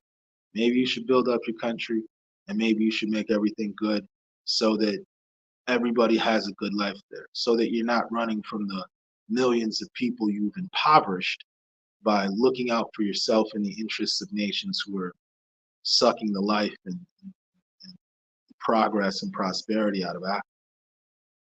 So in regards to someone saying don't come here, that's how I view it. But of course, I look at things very straightforward, very dispassionately. And that's really how you want to look at it. It's leadership is based on that style of analysis. This might be a little bit off topic. Well, actually, it's kind of off topic. It's kind of not. What are your thoughts on Zimbabwe's new currency looking to go? And do you see other African countries doing the same? And guys, click that link and add to the convo. That's what the link's there for. Hey, Donnie, sometimes people are scared to come up here. You know, this is really this I is mean, you know, it's not that bad. yeah, but yeah, and sometimes people just like to watch. They just like say, you know what, I'm learning a lot. Uh, I'd rather chew on what's being disseminated rather than that, which is okay too, because there's been a lot of good questions that have been put forth. Now, the thing about Zimbabwe is it's more like we have to wait and see. Let's wait and see how this is, because ideas are great. We have a lot of good ideas in Africa. The only issue is implementation of those ideas. Are we really implementing those ideas and are we executing them to the point where it looked good on paper, but in real life, did we implement it in such a way where it also looks good in real life as well? You have all sorts of projects in Nigeria that are being executed on paper. There'll be a road that's supposed to go for 600 miles. They'll give you 2 miles of really nice road. They'll cut a ribbon. Everybody will celebrate. And then that road is forgotten about for 2 or 3 administrations. But money was somehow allocated for work to be going on. So in Africa, it's not about the thought, it's about the actual implementation. What actually hit the ground? What is actually left from the plan? What's there? So it's more so about the execution than anything else. So we just have to wait and see how it's executed. Go Chrissy, ahead, Chrissy. how are you doing, Chrissy? Yes, hi everyone. Hi, Ebube. Nice to meet you. I just really wanted to come up and say bravo to your presentation. Unfortunately, I didn't get to see the entire thing, but the part that I saw, and I really appreciate kind of like your objective perspective, especially when it comes to what potentially a Trump administration could look like for Africa. That was actually a concern of mine. So Trump has some other objectives that align with my values, but I was really concerned what that would look like. Would it be more kind of like a business relationship, or would it be kind of like an exploiter exploited type of relationship? So appreciate your breakdown. Just wanted to share that. Also, what is the name of your channel again?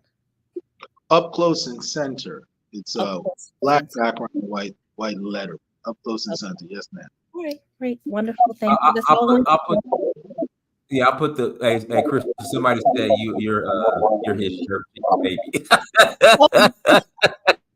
Harlem Morris too silly, but thank you. Appreciate it. I'll keep this. All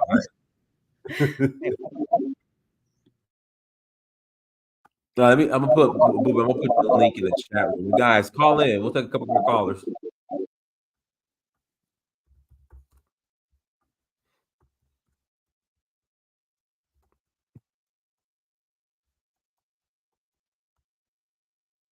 All right, here we go, right here. All right, everyone. I'm putting Ebube's link in the chat room. Make sure you guys go and subscribe to his channel. Whoever watches this and watches this in the future, make sure you subscribe to his page. And that's the link on the screen as well. Guys, if you want to call in, click that link and call in. Here we go. Go ahead, Richard.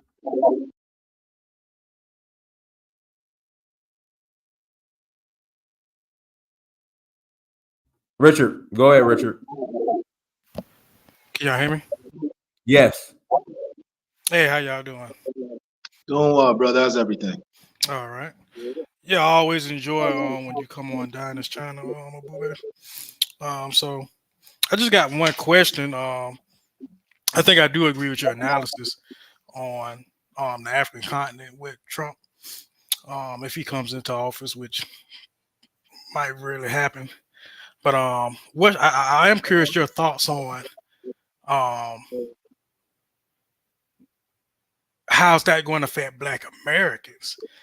This might be a positive for the Africans, but simultaneously, can't this be bad for Black Americans? Should we be looking to leave? Because even though this might be good for Africans, I think a lot of the internal issues might still be a bad effect for Black Americans. With Project 2025, some of these conservatives trying to, kind of trying to go back to the old days on certain aspects of things. Like what's your thoughts on what the internal American issues going to be looking like? Richard, question: when you say, well, my bad, Richard, when you say go back to the old days, can you be specific? I just think the conservatives are trying to, peel back a lot of laws. They want to see, basically, they want to see us back in shackles. I don't think it'll revert all the way back to that, but I think we can go back to, fighting for some of the same rights. Just a circle jerk. Like we're fighting for the same issues all Can you over be again. can you be specific? Well, Project 2025, that's legislation they're planning on trying to do when Trump gets in. I Well, can grab the link. if you could, what's 2025? If you could educate me on that, I'm not up to Project 2025. Well, basically, they're just trying to get in. They're trying to just shoe in a lot of, basically like Trump, like basically just shoe in a lot of diehard Trump fans into a lot of the executive branch, like the cabinet, just try to make stuff undemocratic. Well, Okay, go ahead, Ebube. Go ahead. I don't think my question was answered. But go ahead, Ebube. okay, I'll go in and Dynast, if you got questions, because I do have questions as well, but I'll start with Richard, with what you just said in regards to 2025. When it comes down to it, you always want to pack the House. I remember, I think that came from FDR when you try to pack the court. You want to pack the House, the court, the Senate, anything you can pack with your people. That's politics. That's how it goes. Because it helps facilitate getting your policy initiatives across. So that's pretty normal. Anytime you get in, that's why you have Supreme Court justices. They essentially pick when to die. They say, look, I'm not going to die with that president in office, because if I do, then they'll appoint my successor. So I'm going to find a way to live through these 8 years at least, because they understand how important it is to be able to select the person who sits on the Supreme Court. So that's why you might see a Supreme Court justice consider resigning under a Democrat if their ideology is more liberal, or under a Republican if their ideology is more conservative. So all of that is just natural politics. It's not as if Donald Trump's doing anything or the Republicans doing anything outside of the ordinary. That's how you play politics. You pack it with your diehard supporters if you can get them. But in regards to Black America, you said, internally as opposed to the external, we have to ask ourselves, what are the things that Black America, that we as Black Americans, Black people in America, what are the things that we've been promised? And if we've been promised, all right, when you do politics, there are things that the group needs, then there are things that you need in order to give somebody your vote. Now, some people, it might just be, I just want somebody in there who's, if you're liberal, you're more on that side. Say, I want someone who's just liberal. That's all I care about. I don't care about much else. Or if you're more conservative, you say, well, I just want somebody that's conservative. I'm good on that. But then you might say, well, you know what? For example, it depends on how local the politics are. Let's say your councilman, or let's say you own a business and you need for street parking to be made free in front of your establishment because you don't have a parking lot. So you might put pressure on city council to be able to make that street a free street so that your business can go up, right? So and then you sit down and you contribute to the campaigns, you advertise for them, you do everything so that when they get there, they can help the business community. They can do things to say, I'm looking to help the business community, and changing, if that's within their power, of course. You have to look at, when it comes to politics, the first thing you look at is, what can this particular office do for my group and for me? And remember that, so for example, in Pan-Africanism, you're looking at the larger group and the smaller group than you as the individual. So, all right, how does this affect the larger group? How does this affect maybe my ethnic group, my tribe, this or that? How does this affect my immediate family? How does this affect my extended family? How does this affect me? And you want to win at all those points. You might not win at all of them, but the point at which you can win on the most layers, that's the candidate that you go with. You don't go with the candidate that you like. You don't have to like someone for them to do what you need them to do. You don't have to love someone for them to do what you need them to do. If you want a hamburger, you don't have to feel any way about the person putting the bun and the lettuce and the patty on the. You don't have to have any feelings towards them. You just got to do what you say. You go to Chick-fil-A and you get a chicken sandwich. It doesn't matter how you feel about the person putting your sandwich together, unless it's so adverse of a relationship that you wouldn't want to eat what they put together. And oftentimes, I think in Black America, we get caught up in who do we like, likeism, versus, all right, let's write down everything this person's going to do for my group, my tribe, my clan, me, my family. And first off, what am I looking for? That's the first thing. And oftentimes, finding in Black America, we start the conversation on the wrong end. And this is what I like what Ice Cube did. He said, all right, well, here's the list of demands for Black America. And some people were like, well, who are you to come up with the list? And then it broke down into like ageism and sexism, and everybody wanted to be their own thing. And it kind of didn't go anywhere. But you have to ask ourselves, what are the things that Black America is getting from the electoral process that they wouldn't get if Donald Trump was there? What are the articulated positions of Black America? And are they being fulfilled currently? And if they're not, well then, there you go, you have nothing to lose. But if they are, then you say, okay, well, we're gonna maintain those. But they have to be something that you could objectively see and measure. That's why I gave you an example of a street that you might want to be open parking so that people can park. That's something you can measure, because if it gets done, then you know that's my politician. Every time you see him, you shake his hand and you try to keep him in office as long as you can, or someone whose policies are going to be congruent with the policies that made that person so popular. That's it. You don't have to love that politician. I don't care if that politician gets on Twitter and says mean things. I don't care if that politician is babbling and repeating himself because he or she is old. I don't care. They're doing what I say. Who cares? There's nothing you can tell me about that president that's bad. You know, even if you don't like that person personally, it's like you have to think about Marion Barry. Marion Barry did a lot for his community because one of the things he did was government contracts were going to the people of DC. I really mean the people of DC. You should understand. That's what made him popular.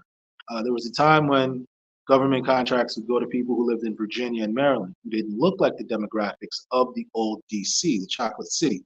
And someone like Marion Barry reversed a lot of that and said you have to live in DC, and he made certain families, you know, millionaires overnight. Now, he got caught in the situation he got caught in, which is a wild situation. I'm not going to go into the details of it, but he didn't lose any popularity because if he gave me the contract to paint all the street lights, and that contract is $800,000, it's a nice contract. You know, I broke it up. I got about 7 people in my family I'm employing. We're looking to get a couple more of those contracts. We're looking to really, I don't care if the person got caught with what he got caught with. It doesn't matter. Is the contract still good for next year? Okay, cool. Yeah, he has my vote. Matter of fact, I'm gonna campaign for him. Like he's gonna continue to have my vote. So those are the things that you really look at when it comes to politics. I unfortunately think that in Black America, we get caught up with who we like, who does this, who do we traditionally vote for, that we don't take a step back and say, okay, why are we voting for anybody? Like, what's the why? What is the overarching policy initiative that we're looking for? And I don't really think that Black America has collectively come to an agreement on what we're even really looking for in this country as Black people. But those are some deeper issues that I think need to be addressed within the Black community, because I think that I always believe people are accountable for whatever happens to them on some level, even if I don't truly believe in true victimhood. I believe that if you are a victim to an extent, there were things you could have done to prevent it. Because in the world of nature, something or someone's going to try to eat you. If you're getting eaten, it just is what it is. You already knew that there are people out here who want to eat you. So if you're a gazelle, you just got to be.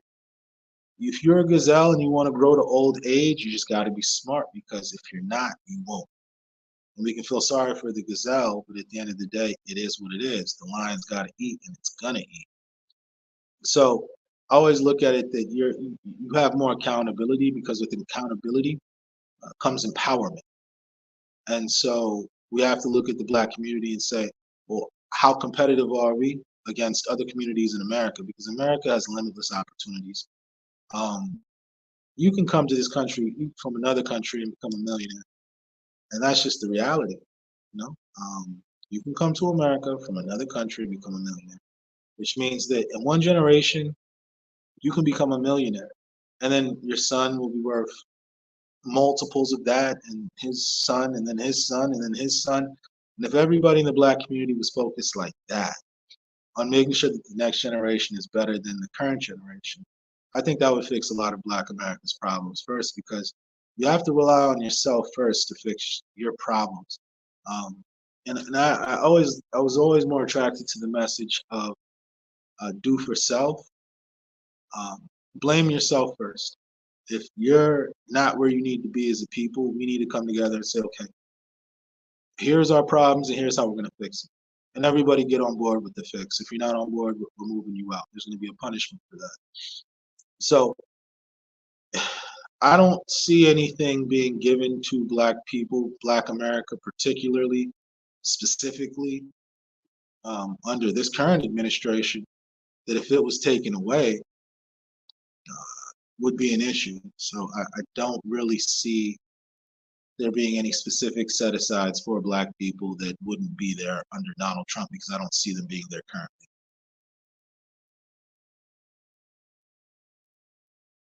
Richard, that answered your question? Question? Yeah, somewhat. I was just curious. So it do seem like you still have some hope for Black Americans to still navigate within America. Is that correct? Well, it's not about hope. It's just about probabilities and possibilities. There's nothing that stops Look, Black America is in the same position as a lot of African nations. You're the slave and the master, which is a good position, because you're still the master, which means in a generation or two, you can fix any problem you have. Problems in the Black community can be fixed in a generation, just one generation. Problems in Africa can be fixed in one generation. Look at a place like Nigeria, for example. Nigeria is an exceedingly rich nation, but you got poor people there, and then you have exceedingly rich people. That's the system that was set up. That's a terrible system, right? And the people are the system. That's it. The systems are made up of people who engage in thought, speech, or action towards a shared goal. So the people just need to stop what they're doing in those countries, and those countries are okay. Those countries will be middle class in less than 10 years if the people were serious about it. If Nigerians were serious, Nigeria would be a middle class nation again, like it was back in the 50s and 60s. It would be a middle class nation again if Nigerians wanted it to be. Black America, specifically those from America whose lineages go all the way back to the people who were here around the time of Columbus and came off the boats and everything, slightly thereafter. All the problems in the Black community can be solved by the Black community in less than a generation. And I believe Black men have more power over the community than Black men realize that they actually have. They can fix the Black community in one generation. But that's a topic we can delve into for days on end. But what I will say is that problems in Black America that are currently here can only be fixed by Black America. It's not, because if you think about it, there have been Republicans in office, Democrats in office, but the condition of Black people hasn't generally radically altered based on who's in office. It's kind of been the same. It's been the same. You know? So I don't see anything changing for Black America because, you know, there's nothing that the Democrats are specifically doing that Donald Trump or the Republicans have stated that they will stop that thing or they will prevent that thing. So I really don't see there being any difference for Black America. And like I said, for Black America to really improve, it's on Black America. Same way in Africa, for African nations to improve, it's on Africans. We have everything we need. We just need to do it and stop playing around because at the end of the day, other nations are just more serious than us. We're not serious as a people. I remember I was doing business with a certain ethnic group from Asia, and they told me, and they were very upfront with me, that when they do business with me, I'm gonna get a higher price because I'm not in their ethnic group. And they were just upfront. They said, you know, we do business with ourselves because your people don't take care of my people. My people have to take care of my people. And I understood that. And I didn't fault him for it. I just figured, you know, eventually I got to cut out the middleman and get it straight from the source because these people are going to add their tax on it because I'm not in their ethnic group and I don't speak their particular language, which is okay because they were very transparent with me from the beginning. It wasn't as if it was hidden. So I respected them for being transparent because they laid out what my proper options were, and my options were to cut out the middleman and get it straight from the source, which I eventually did. And I got it at a lower price than even they were getting. This is back when I was, you know, doing all sorts of different businesses. But that's the key. You can't expect another group to come in and fix your group. And that's the definition of pan-Africanism, is that we fix ourselves. All over the globe, wherever you find yourself, you fix yourself and you strive for power for your larger group. Well said. Well said. Go ahead, Richard. No, I definitely agree with that. Yeah, I think Black Americans should focus more on Africa. You know, I'm always, you know, personally always trying to bring it up in conversations. Of course, I think a lot of us, like you say, we get bogged down into the minutia stuff that doesn't even really matter here in the States. I would like for us to kind of study China more. A lot of us need to study Israel more, even you know, I think there's a lot of stuff we can, you know, pick up and adopt. But And that's a very interesting point because me as an African, especially as an African who's lived in America for quite some time, I want Black America to be strong because Black America, that's Africa's natural ally in the West. Them, Haitians, Jamaicans, Dominicans, Puerto Ricans, but more so Black Americans because Black Americans have access to one of the strongest economies in the world and have a claim to this country and have fought for the rights for there to be very little overt things stopping Black Americans in America. That was a hard fight, especially being a minority in such a powerful place. I, as an African, I need Black America to be strong because there are a lot of things in Africa that we partner with nations who are more technologically advanced. And I always would say, man, you know, I'd get on a plane and you'd see people from all over Europe and Asia coming into Nigeria. And I was like, man, what if these were all African Americans coming in and getting these contracts in Africa? You know, what if African Americans were at the level to where they could take the show on the road, you know, and they could, the same job the same contracts that, you know, China and other nations are fulfilling. I kind of wish that those could go to African Americans, you know, because those are our natural allies. It really do a lot because it's like, whenever you do proper business with people, you get a better relationship. And I always said there needs to be more business relationships, but Africa, of course, has to be in a position where those business relationships can flourish.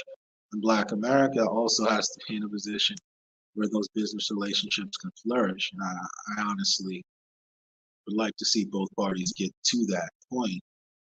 But the success of Black America is important because the success of all Black people is important in the overall game of power, especially based on how the world is divided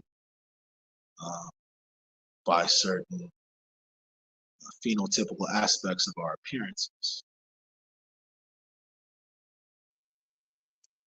All right, 100 Black Raoul L. Go ahead. And you're the last quick. caller. Just want to say hello to everybody. I don't say don't come on the channels much, but you know, the only problem with Black people here is we're just not connecting collectively. Otherwise, we can do what we need to do as long as we're not bothered. But then again, there's so many elements and so many mentalities about now who are just divisive. So therefore, it's going to be a real task if we actually come to that point where we actually need to get together. There are people doing things, in various places of the United States, like getting land and what have you, but it's still divided in a way. Everybody wants to be the top some way or another. Nobody's collective. And that's what I have to say about that. But you guys are from Africa, right? Yes. Well, we all are, but I'm born here. I'm Black American, but I'm Nigerian and Sierra Leone. Wait, I'm trying. God, well, you hear me anyway. So hold on a second. I'm gonna come off of here. Okay, can you hear me? Yes. Yes. Okay, good. I having them problems on this thing here. Wait a minute, maybe it's just my. Anyway, I wanted to say hello, so I'm turn my Bluetooth on here. Bluetooth pairing. It's connected. Well, it's not connected. Anyway, it's silent for some reason. It's not that loud. But yeah, that's the issue with us. Like say, I'm born and raised here, and I've observed and also experienced. Like I say, with like you said, it does happen all over the world to some degree. But with Black Americans here, a lot of us just haven't came to the conclusion that it's not our fault for the most part. We need to really just search ourselves and realize that we can connect. We can do this, but we also have to bear the fact that just like they did in 1921 and around that era, when we start to progress, there always will be a hindrance. It's just the mentality and the way that these people do things, but we can't be afraid to go forward. Yeah, and at the end of the day, acquiring power isn't easy. It's not an easy thing to do, or else everybody would be powerful, right? It's whenever you want to do something good for yourself, and there's a finite number of resources, then you have to do something called compete.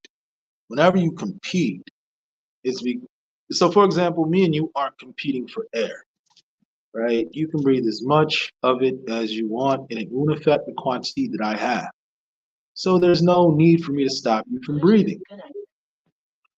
However, let's say we're in a situation where we're running out of oxygen and only one person is going to be able to breathe and continue to sustain life. Now it might come into your head that, wait, we have to compete for oxygen, and that competition might just put us into all-out war, physical confrontation. The winner gets the air. So life is based on competition, especially when you're dealing with a finite resource like power. Power is finite. So because power to an extent is based on positioning. Remember, I talked about the ranking system. Everything is ranked. In order to be powerful, I'm gonna have to step on certain toes. So, for example, when I went to law school, there was a ranking system, meaning that some classes there'd be 100 students, and only 20 could make A's, 20 could make B's, and there were unlimited C's, D's, E's, F's, whatever. But only maybe 40% of the class could get an A or a B. Which means that, and it's based off of one essay or one test full of a bunch of essays. So now, if I walk in there and I've studied and I'm ready, I'm taking an A away from somebody. So now there are only 19 A's that can, unfortunately I was able to make straight A's in law school. But that means I took an A away from somebody. And then there was another person who came in and they were just as competent, took another A out of the game. And somebody came and took another A out of the game. And somebody came and took, before you know it, the smartest 20 people, or the 20 people that understood how to apply the law the best, they took the A's. So now you're competing for a B or a C. It just is what it is.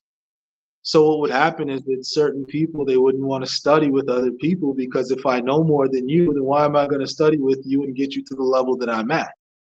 I'd rather study by myself.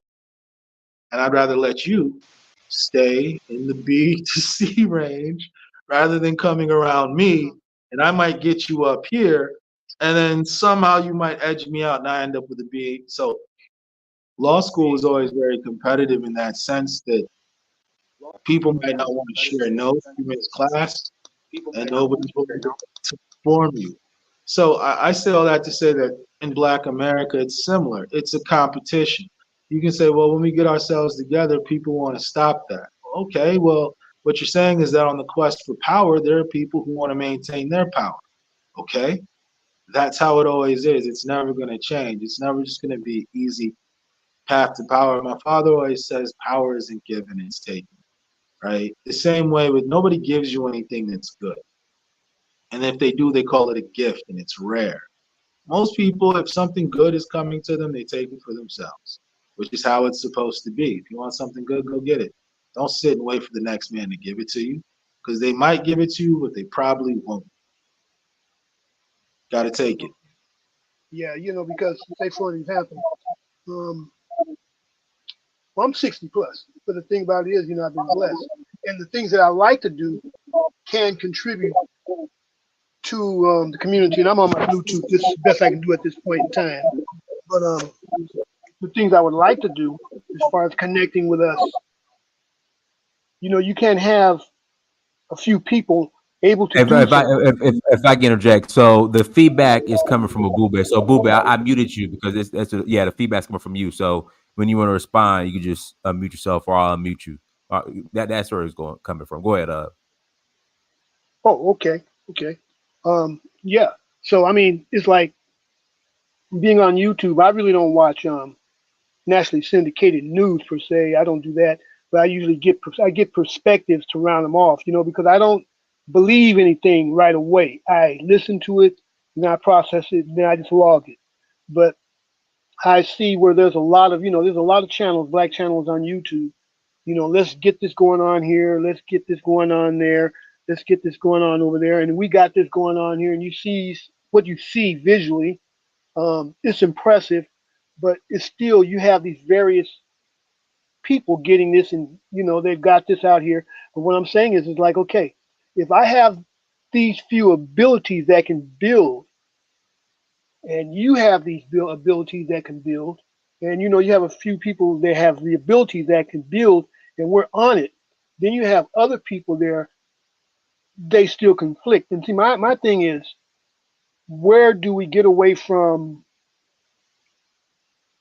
feeling so hurt after an argument or a disagreement, to where we get back together and just go forward? See, there's some mental issues that go on. I mean, I experience this anytime I'm in proximity of Black people, whatever. I might just meet somebody and we're talking, and he's distracted or she's distracted. Well, she's not really distracted so much, but he's distracted away real quick when we're talking in certain areas and what have you, or the person's attitude or their attention is short. So I'm saying, I'm speaking in a way, is there a possibility that I can build with this person? I mean, automatically, because you're meeting people daily and you say, okay, can I build with this person?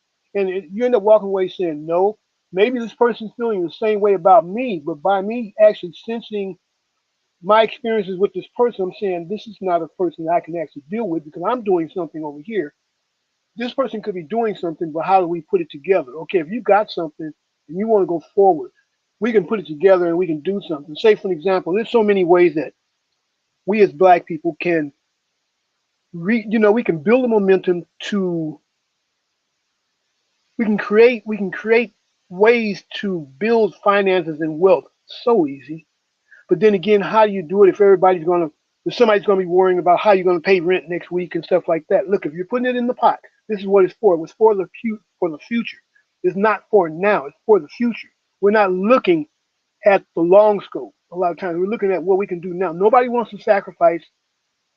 Nobody wants to be afraid to live outside of a roof. And those that are living outside of a roof are actually making the money, but they're not looking forward to the future because they're thinking about now.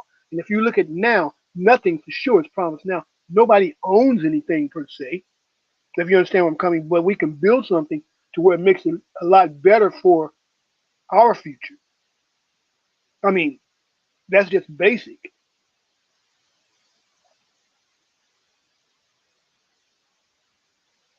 Oh, wow, I All right, can't hear you. go ahead, Abuba. You gotta mute yourself. And then, Abuba, can we take? You want to take one more caller, or it's up to you? I'm gonna answer this question, and then we'll do 5 more minutes, and then we'll get out of here. But Richard, not Richard, but to answer your question, the words of your mortal words of Nipsey Hussle, everybody can't go. The thing is, you don't have to bring everybody along with you. You link with those who have the same mindset as you, and you build. And what happened is, those who build, they will end up being the bosses of the guys who waited for the guys to build. So that when we're done building, they come and be our employees, and they fit into a system we created. So that's how you do that. You're right. But I see we have one more caller. Could you identify? Let me read the super chat first, then we'll pass the question for Attorney Okoli. What do you suggest is the best course of action for the Black diaspora? Cheers, Dynast. Okay, so for the Black diaspora, what we need to make popular first, or at least understood, is what does Black America, the diaspora, want out of the political system? First, it should just be 10 things, 20 things. It'd be nice if these were just circulating on social media. And so that anytime any leader comes around Black America for votes, they already know, here's our list. And it's the same whether you go to Maine, New Mexico, Atlanta, Georgia, Norfolk, Virginia, Chesapeake, Virginia, Richmond, Virginia, Augusta, Miami, and you see a Black person and you ask them and they say, oh, yeah, you didn't know? Hold on, I think I can find it on Twitter. Here you go. Here's the list of things. This is who we're going to give our vote for. This is who we're going to give our vote to. And those things are actually going to help empower Black people. That's where you really start. You start there. You start with what you want. All right, so power is 2 things. Power is ability and knowledge. Power means you know what you want. And then the second question is, do I have the ability to do that? So I'm hungry. I know I'm hungry. In my fridge, I have a sandwich. Therefore, I have the power to satisfy my hunger. That same analysis applies to the small things and to the big things.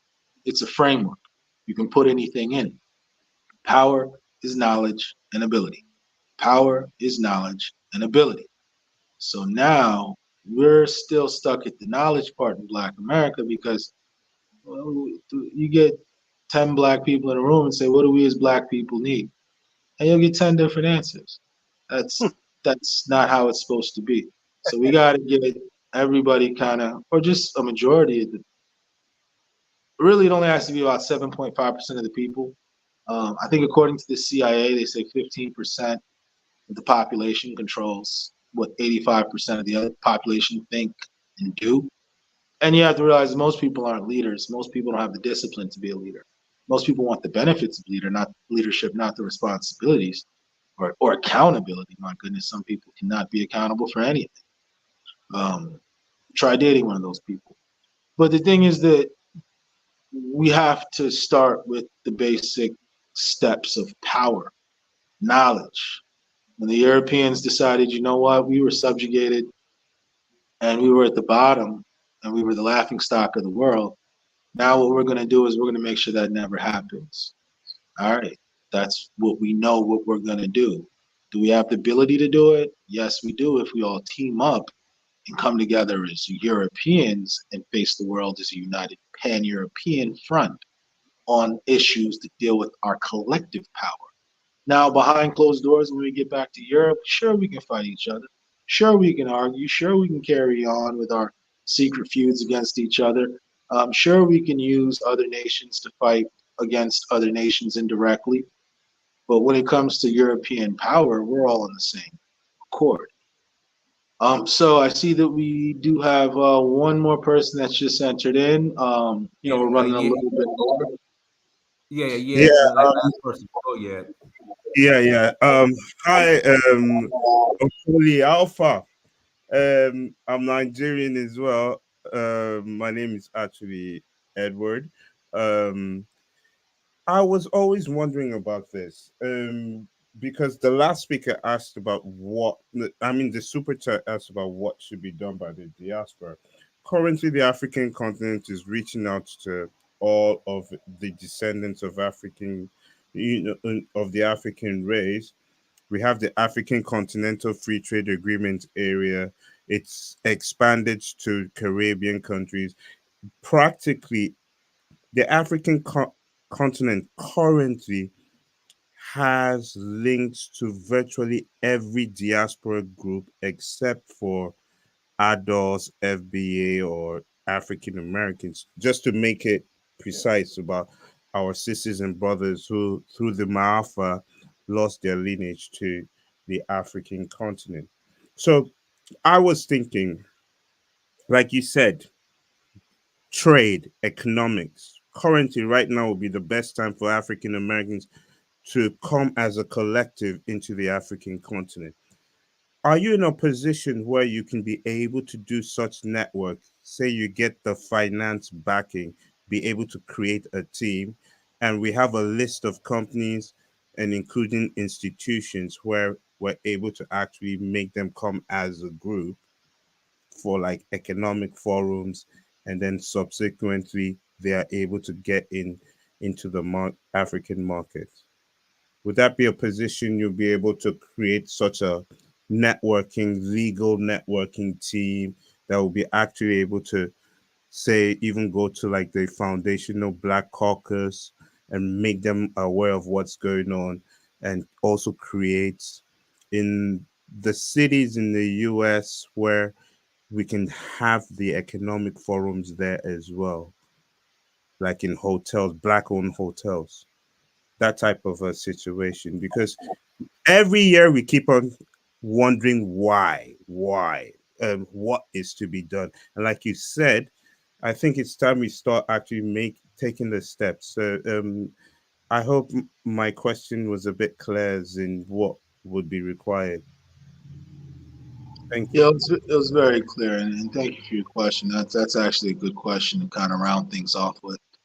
In regards to your question, I actually look at it being the other way around. It's up to African nations to create good situations for other Africans, African extended groups that came from the continent, hundreds, maybe thousands, no, hundreds more so, not appropriate.